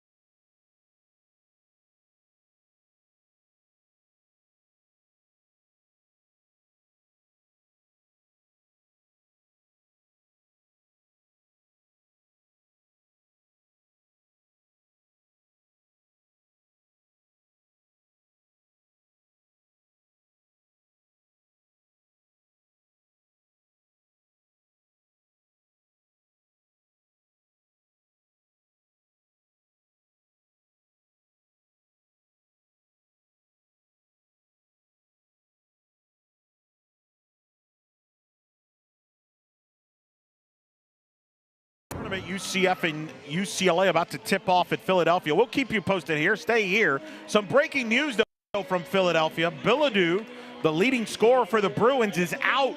So big blow for UCLA. We'll see if UCF and Johnny Dawkins can take advantage. Here, we're in the bottom of the fifth in one of the games of the night in the country in college softball. 2-2 ball game, top 25 matchup. UCF and Texas Tech. Eric Lopez alongside two-time All-American Alex Powers and All-American Jada Cody, tied for the winningest UCF softball player of all time. The 0-1 pitch to Zoe Calvis. Jade Barquette down on the sideline with Lucas Restrin, Major Howell producing and directing, and a great crew here behind the scenes working for this great series between the Knights and the Red Raiders. Nigeri Kennedy with an 0-2 pitch. Swing and a miss there by Calvis as Nyjah gets her third strikeout number 4 of the evening. Big pitch by Nyjah Kennedy. Looks like she's heating up as well. Stays in the outer half. Spinning the ball nicely. Just going right. Actually, again, in the bottom part of the order here, she knows that she's just trying to get as many strikes as she can. Samantha Ray, who tripled back in the third. That gave the Knights their first hit of the ball game. Takes a ball. Now, Jada, don't help Alex on this trivia question, but I mentioned Jada Cody's tied for the most wins in UCF softball history by a player. She's tied with another UCF player. Who is that player she's tied with? Shannon Doherty. That is correct. Thank you. Whoop, whoop. Jada, you think you're impressed that Alex? She knows it all. She knows it all.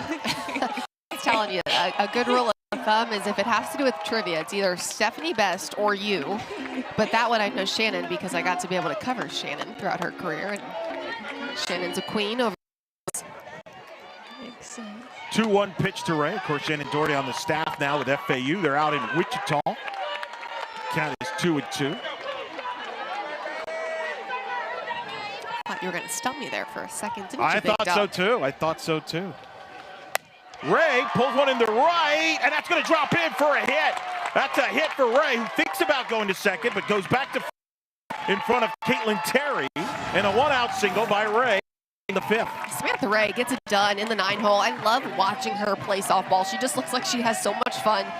And I look at her running the base. She just stays with her head up. She's super aggressive. I almost think of her as like a little bases. You can never get caught just not paying attention, flat on your feet, because she will take advantage, get an extra 60. She's a lot of fun. Heaven swings, fouls it off. So Ray is 2 for 2. Jada, you played with her in her freshman year. What have you seen from her maturation for Samantha Ray, who started as a second baseman, has now become a regular center fielder? Yeah, she definitely just developed to play with, a lot of energy, and kind of like Alex was talking about, it's hard to get her out, and she definitely has a lot of savviness to her play. So I'm excited to continue to see her how she plays and the rest of her. Evans fouls that pitch off. Samantha Lincoln, the sophomore lefty, warming up for the Red Raiders. She's their number 3 arm. Of course, you have Caitlin Terry in right field, who's also can pitch. Keep that in mind. Finally, somebody got to keep a foul ball. Is that right? No, I don't think that's. Oh. Well, maybe. Well, we're negotiating right here. I just say put it in your back pocket. And, oh yeah, got to keep it. Okay, hopefully we didn't get that in trouble. 1-2 the count to Aubrey Evans. And Evans hits it to Mia Williams. Nice play by Williams, who gets Evans out. Ray does advance to second on the play, but there's now 2 outs here in the 5th. Meanwhile, breaking news, they did end up taking the ball. What a buzzkill. Well, I mean, a rule's a rule, I get it, but like, come on, let it slide. Oh, they hired the UCF to troll the stands. Look, he's crying. No, I'm just kidding, he's laughing. He's okay. Coco Jaime at the plate. Runner at second, 2 outs. Ball 1. What are you seeing from Nyjah here, Jada? Someone who obviously got to know her playing in the U.S. Nationals. What are you seeing from her so far right now? She a lot of command with her pitches and letting her, and then her defense behind her. She's getting better as the game goes on. I see that. So with that in mind, Alex, what do you do here if you're Coco Jaime with runner at second, 2 outs here? Oh, you're just still trying to fight pitch to pitch. I just use the word fight and being, because you are trying to make adjustments. You got to change the game plan sometimes, and that means you got to sell out too. And means if I'm sitting something off speed, I've got to be willing to just take something fast that's piped, and that's just I think both a blessing and a curse, because you got to stick to the plan. You got to sell out and fully commit. There you see Tara Archibald, the pitching coach, talking to Nyjah. Of course, Tara Archibald, the daughter of Jerry Glasgow, was the head coach at Eastern Illinois, led them to the NCAA tournament. But then when Jerry came over to Lubbock and the opportunity presented itself, she decided to reunite with her dad. And has done a great job. Nyjah Kennedy's talked about the building relationship with her and Tara Archibald. It's given her credit for the success, of course, last year and into this year. Of course, you've known them. You got to compete with them, Alex, over the years. Yeah, Coach Glasgow was at Georgia when I was way back when I was being recruited, and I did get to compete against his daughter Jerry Ann as well. We played travel ball together, so I got to watch her throughout her career at both Georgia and then Oregon. The strike call, it's 2-1 the count. Of course, Jerry Ann passed away tragically. Sport rallied around that. There's 2-1 here from Kennedy. Hyman fouls it off. Texas Tech got the number 12 seed, and Jerry said, you know, it's destined to be maybe 12 because Jerry's number. Goosebumps just thinking about it. And I think anytime somebody in the softball community or any community that you feel closely tied to goes through something so heartbreaking and life-changing, you just get behind them and you love to watch them succeed. And I feel like that's what the softball has done around Coach Glasgow and his family. And the opponent that you're playing, if you're on the other side of the field with them, like, he's just a dad. And I think that's always something that keeps it so much in perspective and so humbling for all of us, is he's like a dad to all of us. 2-2 pitch. Jaime grounds it to second. Williams flipped to first, and they're going to say out. They're going to say Liss was on the bag. We'll see if the Knights challenge or not. And if not, that will end the inning. Let's take a look. Bang, bang play. Mia Williams. Ooh. So close. whether the foot was even on the bag or if it was just a tie at first. I would love to know, but ooh, great play. Might have been a good call. I think she might have kept the foot on the bag. No challenge, it looks like. So we're through 5 here in Orlando. Still tied at 2.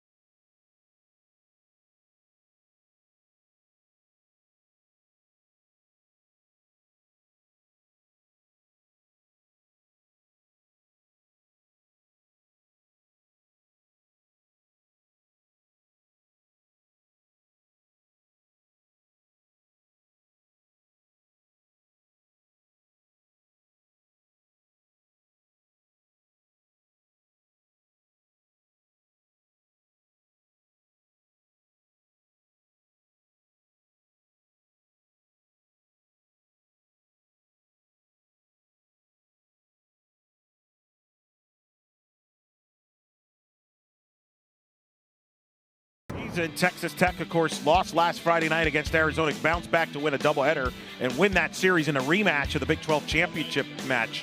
Baylor off to a 5-1 start, best start since 2017 for Glenn Moore and company. Utah, the only undefeated team, they swept Arizona State in 2 weekends ago. They are playing Kansas this weekend. Crazy stuff. Nobody is safe, even in the month of March. The month of chaotic in college softball because anything goes, but I feel like March kind of keeps the alive. Nia Williams to lead it off. We got birds, we got ospreys, we got bats. Well, maybe not bats. Maybe bats as far as hitters are concerned. Williams drills one deep left. Forget about it. That's gone. Solo homer for the junior Mia Williams. And it's a 3-2 lead. Red Raiders regain the lead. It's his home run.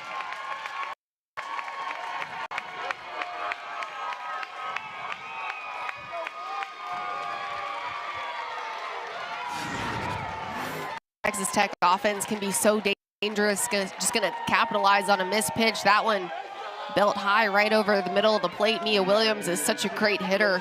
Tattoos that ball deep over the left field fence. Back up on top right now is Texas Tech, and they're going to stay aggressive. You call there's a ball hit to right, but playable there as Calvis makes. As the out is panel is retired. Meanwhile, Jasmine Burns coming to the plate. Here was her last at bat. Jasmine Burns left the yard. That one deep over the center field wall. Just a couple of missed pitches. That one not as middle, but just too much white for a really good hitting team.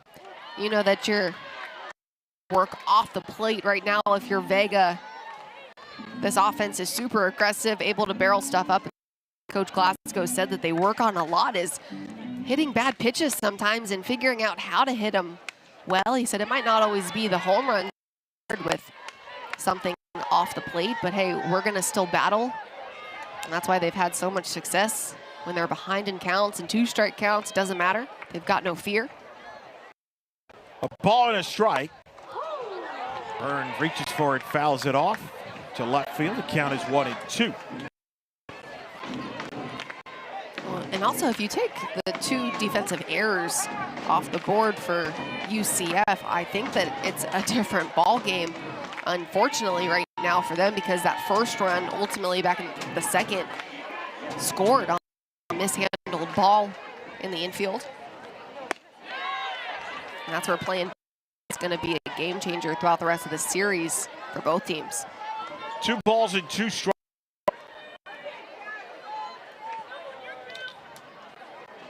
to Burns. That is popped up, foul territory. And the catch unable to make it there. Good there on the play. Coco Jaimez broke immediately to the fence, but kind of overran it. Aubrey Evans had a better beat on it, kind of coming from the angle from behind, able to play from back, coming a little bit simpler to read. 2-2. That's popped up.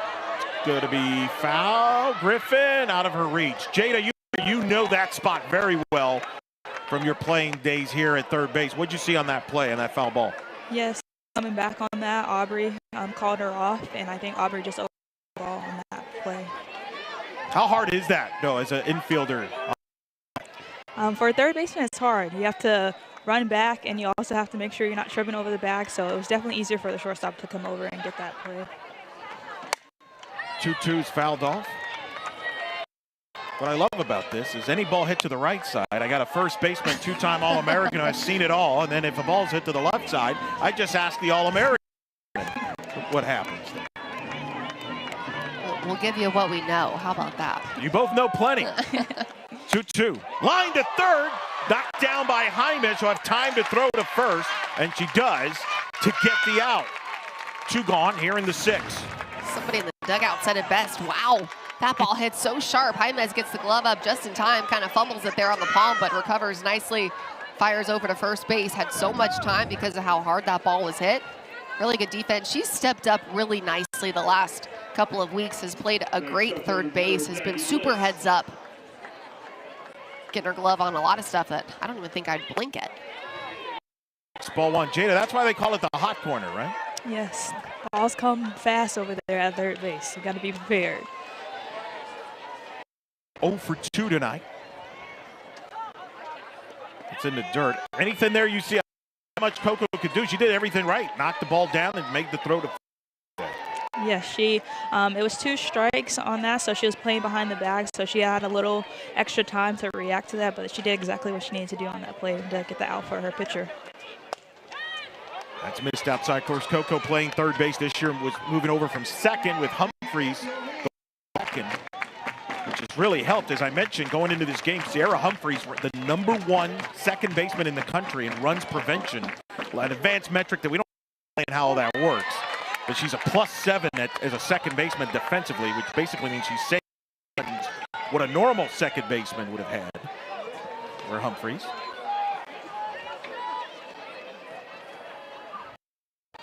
3-1 the count. Liss hits one to center. That ball is carrying, and that ball is gone. Jackie Liss with a solo homer. And the Red Raiders extend the lead to 4-2 here in the 6th.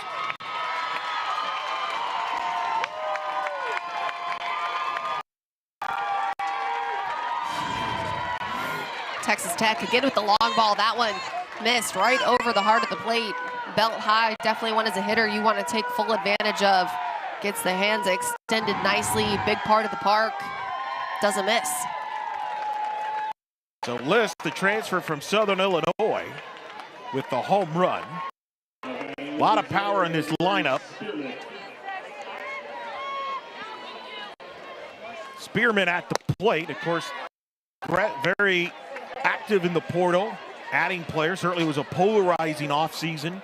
No secret about the resources that Texas Tech has from an athletic standpoint. We've seen it with the football program going to the playoff, and men's basketball, who won today in Tampa, and certainly that's been applied with softball.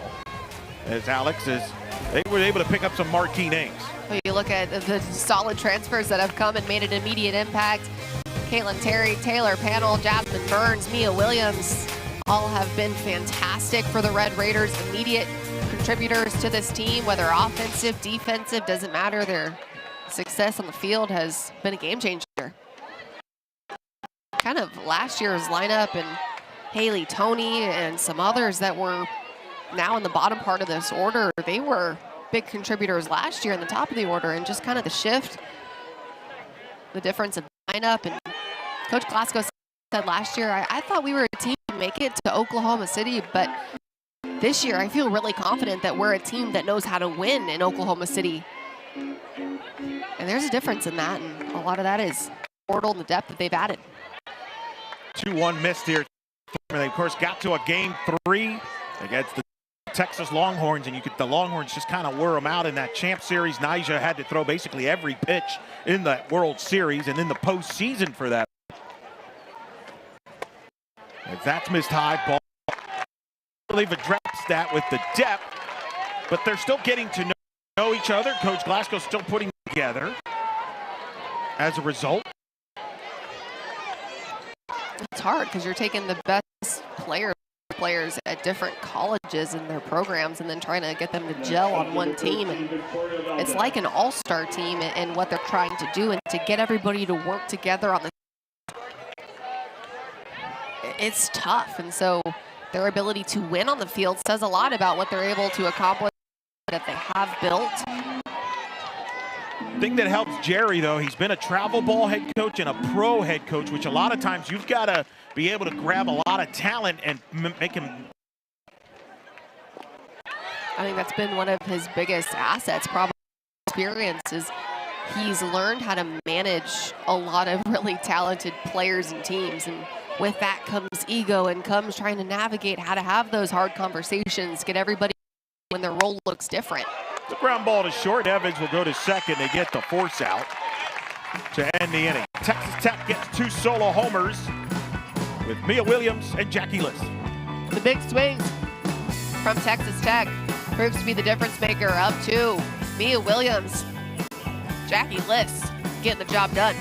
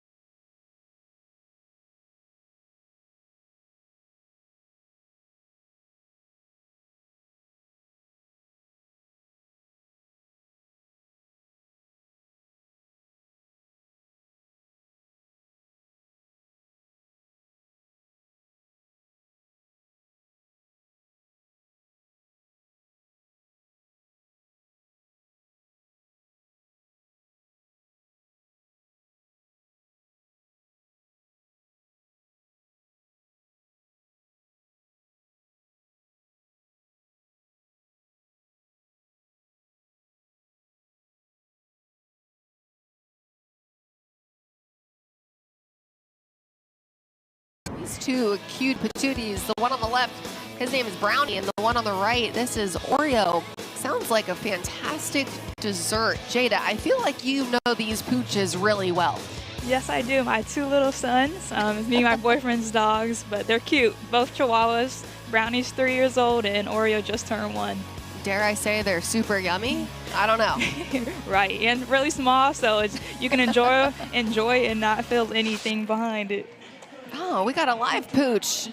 A pooch in action out there, probably beyond the fence, I would say, somewhere out yonder playing fetch. In between innings, of course, not during the game when the action is happening. Your pooch picks, hashtag pooch picks, and tag UCF production on X. Izzy Mertez, the lead off here against Nyjah Kennedy. First pitch, ball 1, 1-0 the count to Mertez. Will be followed by Beth Damon and Sierra Humphreys, heart of the order for the Knights against Kennedy. Here in the bottom of the 6th. It's ground ball to third. Panel is there. Will throw to first to Liss. Tyre Mertez for the first out of the 6th inning.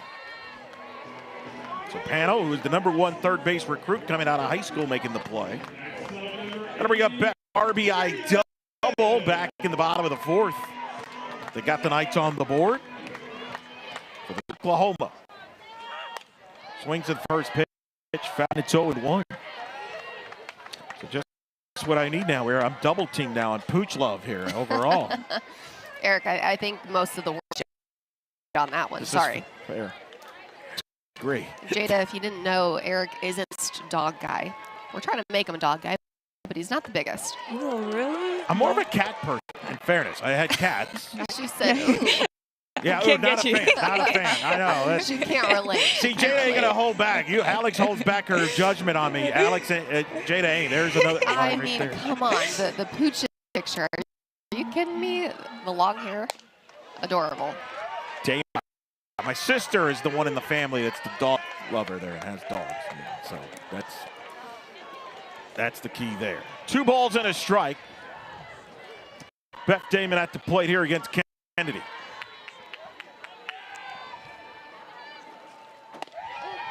There's a strike.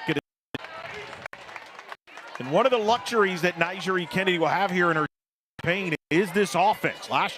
Throughout her first 3 years of the career, a lot of times she had to be nearly perfect. Win a 1-0, 2-1 games most of the time in big games.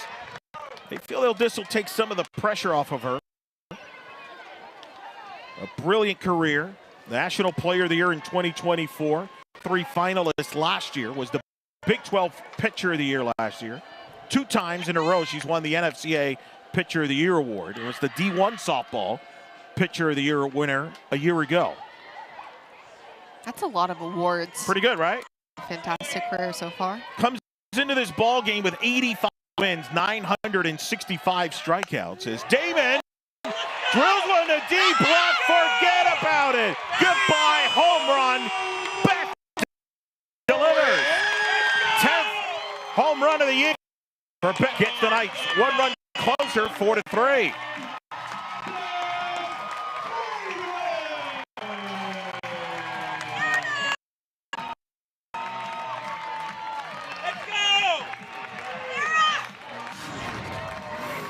Damon in the 2-2 count takes that pitch elevated over the middle of the plate at the letters. Drives it to the big part of the park. That one off the bat. No hit. Beth Damon, good in this sophomore season. I feel like she's really figuring it out. Humphreys bunts foul. Jade, you got more on Beth Damon. I asked Coach Cindy Ball-Malone who she was surprised by this season, and she mentioned to say that each they do have belief in, but Beth Damon is one of those players that really has come out so much more this season. Her true competitive nature has come out. You saw it in the home run that she just hit. Run hitter will bake sourdough and bring it to the field for everybody to have. So she's all around team player. Jada, have you ever tried that sourdough? No, I haven't, but I was talking to her before the game, and she named her sourdough Princess Doana. So that's her sourdough name. That is awesome. Beth Damon, 10th home run. Her home run, by the way, her 10th. First night to get to 10 home runs in a single season since our broadcast partner tonight. In her All-American year in 22.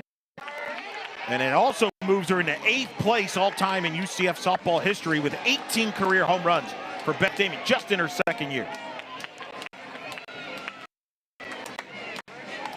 0-2 the count to Humphreys against Nyjah Time Cole. So Beth Damon, 10 home runs in the year and has thrown out 9 base runners. You talk about a complete package from behind the plate at catcher.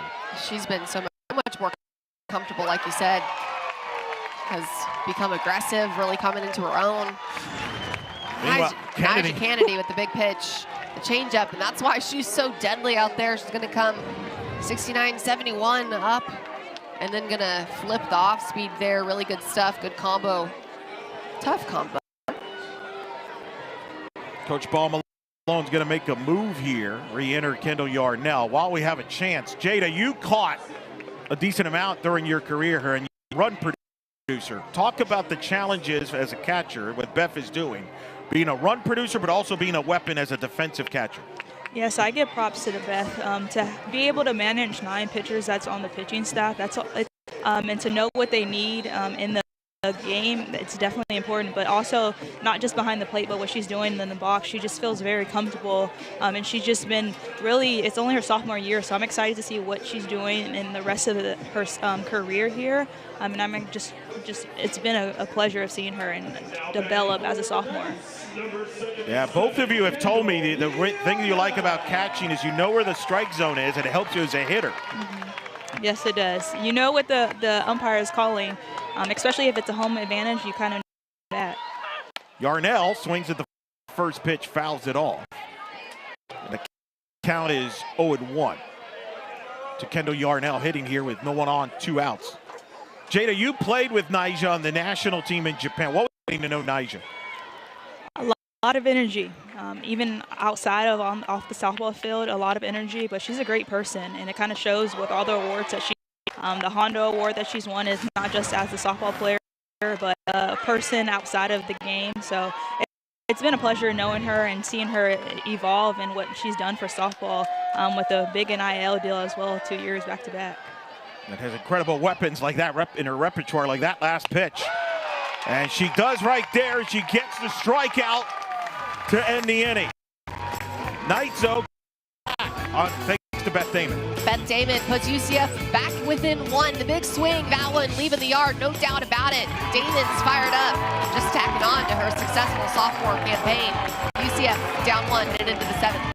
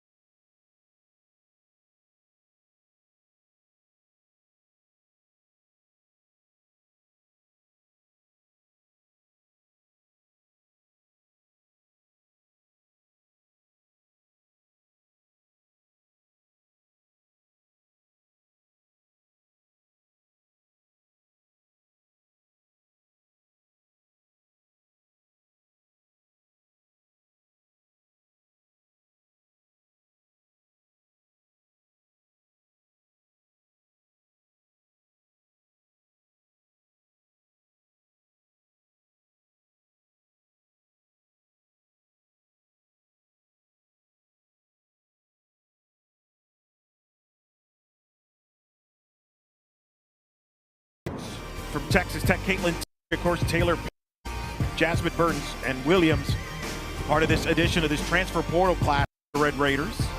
Talk about making an immediate impact. Jasmine Burns with the big blast tonight.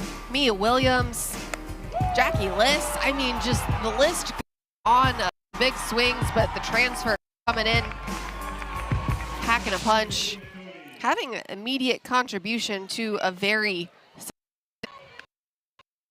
Talk about game changer, Eric. That'll really benefit the success that a team can have. Talk about postseason runs. This is a transfer class that has an experience. 2-0 the count to Haley Toney, who was on the all Big 12 tournament team last year. Would have been the Big 12 tournament MVP, except, you know, that Naija Kennedy had a pretty good tournament too. As Texas Tech won their first ever Big 12 championship last year. There's a single to right. Toney. And the Red Raiders get off to a good start here. Toney at the bottom of this lineup just does a good job in the 9-hole. Turning it over, finding her way on base, has been really successful, consistent, all the things. Exactly what you want. Back to the top of the order in Maya Davis. With Toney, the 3 captains on this Red Raider team, her and Maya Davis and Naija Kennedy, the 3 captains. It's interesting, both of these teams have a sophomore as a captain. Coco Jaimes is one of the 3 captains on the Knights team. Jada, what year did you become captain at UCF? I want to say my second or third year here. Yeah, you were young too. Yes. When you got named captain, you were What's the key to being a captain when you're a young senior? To really just show your leadership on the field when you're playing, not just by talking, and showing the girls that you can lead and you don't have to be a certain grade in college. So I think that was important, and I think Coco. And the Texas Tech told us Haley Toney. They've really, Maya Davis and Nyjah both told me about Haley Toney's the type that has a different perspective. Youngster, talk a lot, but when she does, they listen. She's one that's got a bright future. Jerry gives her at short. One Davis. Ground ball to second. Humphreys will touch Toney to get the out. They throw to first. Davis is safe, but they get the lead runner, Toney, for the first out here in the 7th. Good heads-up defense for UCF, and Tiara Humphreys getting the leadoff base runner there, keeping somebody off a scoring position. Out of scoring position is huge. Knowing that you're trying to go back into the bottom half of this inning, just chasing one run. This is a very big part in this Texas Tech lineup. Caitlin Terry will come to the plate. Who hit here with 1 on and 1 out. You know you're doing well, hurry, Alex, and batting average takes a dip. Well, that's Caitlin Terry's a success that she's had specifically in the month of March.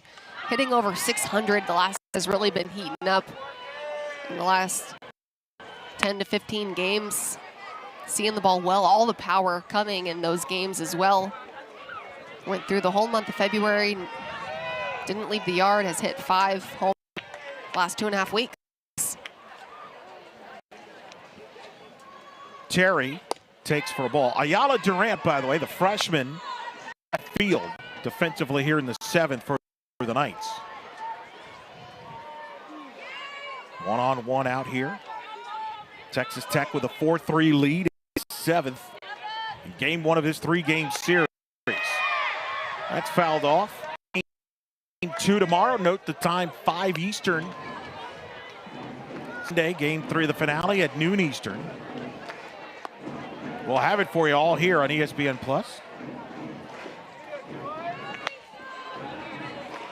Ball and 2 strikes here to Caitlin Terry. Isabella Vega's gone the distance to this point. Keep it a 1-run game.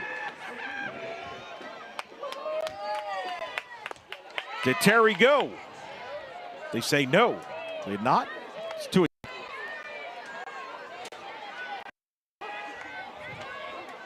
So 2 balls, 2 strikes.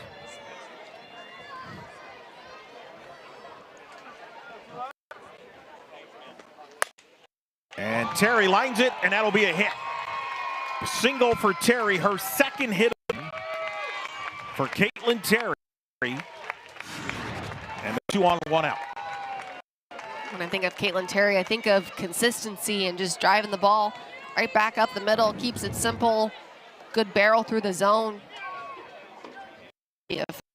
Effective ever since moving into that 2-hole. She was down in the order.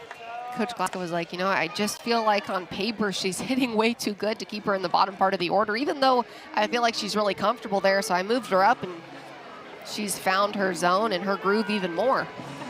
Yeah, this was kind of organic. This was not the plan. They knew Terry would can hit a little bit, and she would get to hit probably when she pitched, but she's been so good since La Fall that they haven't been, she has stayed in the lineup and has become an everyday hitter.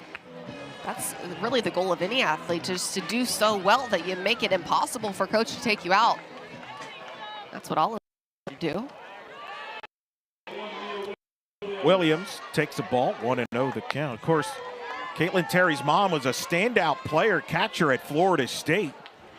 Still ranks 8th in the all-time at Florida State in base hits. She had more hits than even you, which is that I was stunned. It must mean she's really good. Really was. How about that? Would have been interesting. Of course, Texas Tech was scheduled to play at Florida State on Wednesday. They got canceled due to the travel issues with Texas Tech. that cost them 2 games and 2 valuable games. They were supposed to play at Stetson on Tuesday, Florida State on Wednesday. That's 2 top 50 RPI games that they will not probably be able to make up. Not that easy. As meanwhile, Texas Tech advancing to the second round in Tampa. So you got some Red Raider fans in Tampa. You got some Red Raider fans probably going to make the drive to Orlando to come see some softball. Women's basketball for Texas Tech in Baton Rouge. Shout out to my friend Shelby there from Seeing Scarlet. She's covering women's basketball there, covering Texas Tech athletics. We'll be covering softball, I'm sure, full speed after the women's basketball season ends over there. What a year. Again, Texas Tech, of course, football, winning the Big 12 title, getting to the first time in program history. As Williams takes for a ball, 2-1 the count. So 2-1 the count to Williams, a 2-on-1 out here in the 7th.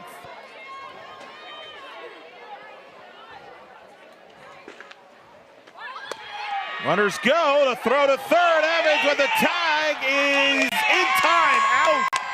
What a play by Aubrey Evans, coming over from short to make the tag at third.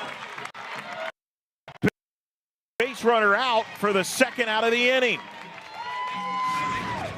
Expected to see an aggressive base running team here for Texas Tech because they feel like they got to put people in motion if they're not swinging their best bats. And that was a fortunate circumstance for Davis, going to overrun the bag. Aubrey Evans recovers nicely, gets the out on the tag. It was a foot race between Evans and Davis. Davis got it, but then the slide past third. Catches her play. That's a ground ball to short, knocked down by Evans, will have no play. Each. And it's 2 on, 2 out here in the 7th as Williams reaches. Take a look at the out at third, and Jerry Glasgow, frustrated there. Control the controllables, and that's one of them, right? You beat her to, you just got to stick the bag. It makes it so tough as a coach when you're trying to put your team in the best position of success, and just that they can be in charge of aren't necessarily taken care of. Saw it a couple of innings ago on leaving the base early on a foul ball. I mean, definitely one you want back. That one right there, another base running mistake. Tough break. Isabella Vega has been so good tonight. 6 2/3 thrown. Popped up foul territory. Griffin with a leap there. Dugout. Talk about pitch efficiency too, just over the 130 mark. Definitely having to work deeper into these Texas Tech hitters, really challenging Vega. The strike percentage though, it's in the low 60s. I definitely want to see her keep pounding the zone. Has been good tonight, trying to work in pitchers counts, especially against this team who's so good in pitchers counts. The 0-2, got her. Big strikeout for Vega to close the door.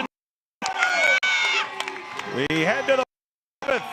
Knights down 1.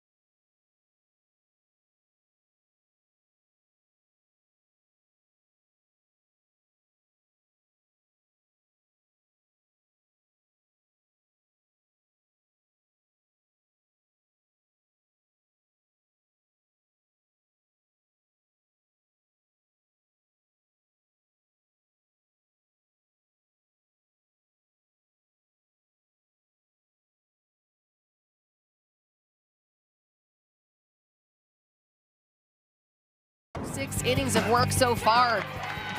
Only given up 6 hits, 6 strikeouts though. It's the big ones right here, spinning the ball nicely up in the zone. Gonna mix in the off speed too, and when you've got the command like Nyjah Kennedy, this is what makes her so effective and tough for opposing hitters. You're just trying to see it out of the hand. She tunnels it tough, and she's just gritty out there in the circle. 3 outs away from her 86th career win. Facing Ashley Griffin. Here the count now to Griffin. You know, one of the things that I've enjoyed most tonight, just watching Kennedy throw, is you saw the tag up there on the walks. No walks on the night so far for Kennedy. 77% strikes. That's good stuff. Griffin pops it up right side. Liss makes the catch. 1 gone here in the home half of the 7th. So big out for Kennedy there. Got to bring up Zoe Calvis, or will it? We'll see.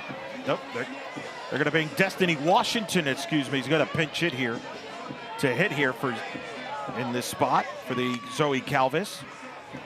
Jada, what do the Knights got to do here to mount a comeback here?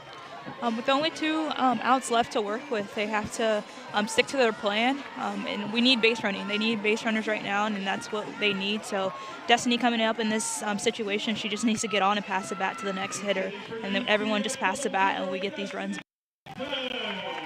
It's as easy as that. Let's go. Washington here to hit. First pitch from Kennedy. Strike, it's 0-1 the count. Jada, do you feel like you see the game a little bit more simply now on this side than maybe as a player? Most definitely. I wish I had the knowledge I had now, that it didn't have to be so complicated. When I was very used to telling me all the time, like, Jada, it's not that complicated. But it feels like it, right? It does. I feel like all pressure is on me, and now I'm like, I wish I could go back 2 years. I think it would be even better than it was. We knew then what we know now. Exactly. 0-2 the count here to Washington. Outside, ball 1. 4 hits, no errors for Texas Tech. 3 runs, 6 hits, 3 errors for UCF. Texas Tech's left 6 on base, 3 on base in this game. Kennedy ahead 1-2 here on Washington. Got her. She pulls the strings on that pitch and gets the strikeout. Strikeout number 7 for Kennedy. It gets her an out away from victory. Tough pitch here. Nyjah Kennedy going to go to something off speed. The big swing and the miss. Washington so far out front, just anticipating the gas, but Kennedy, lots of command. Samantha Ray now takes the strike. It's 0-1 the count. She has tripled and singled in this game, as Kennedy just delivered her 100th pitch of the ball game. That's easy math too. 76% strikes. Love it. The 0-1 pitch. Ball 1. And if you're Coach Bear and UCF as a whole, you're really proud at how you fought this game. You put yourself within 1 swing away against the best teams, the best pitcher in the country. You've got to take this information, keep that going into tomorrow. Game 2 is going to be a big one. A ball and 2 to Samantha Ray. Corner, strike 3, looking, ball game over. Kennedy and the Texas Tech Red Raiders hold on and take game of this 3-game series. 4-3 the final. 8 strikeout for Kennedy tonight, including this last one against Ray. Nyjah Kennedy made adjustments all night long. She was elite, able to work that pitch off the plate a little bit. Samantha Ray swinging the hot bat. Kennedy with the big stuff. When the pressure is on, she knows how to win.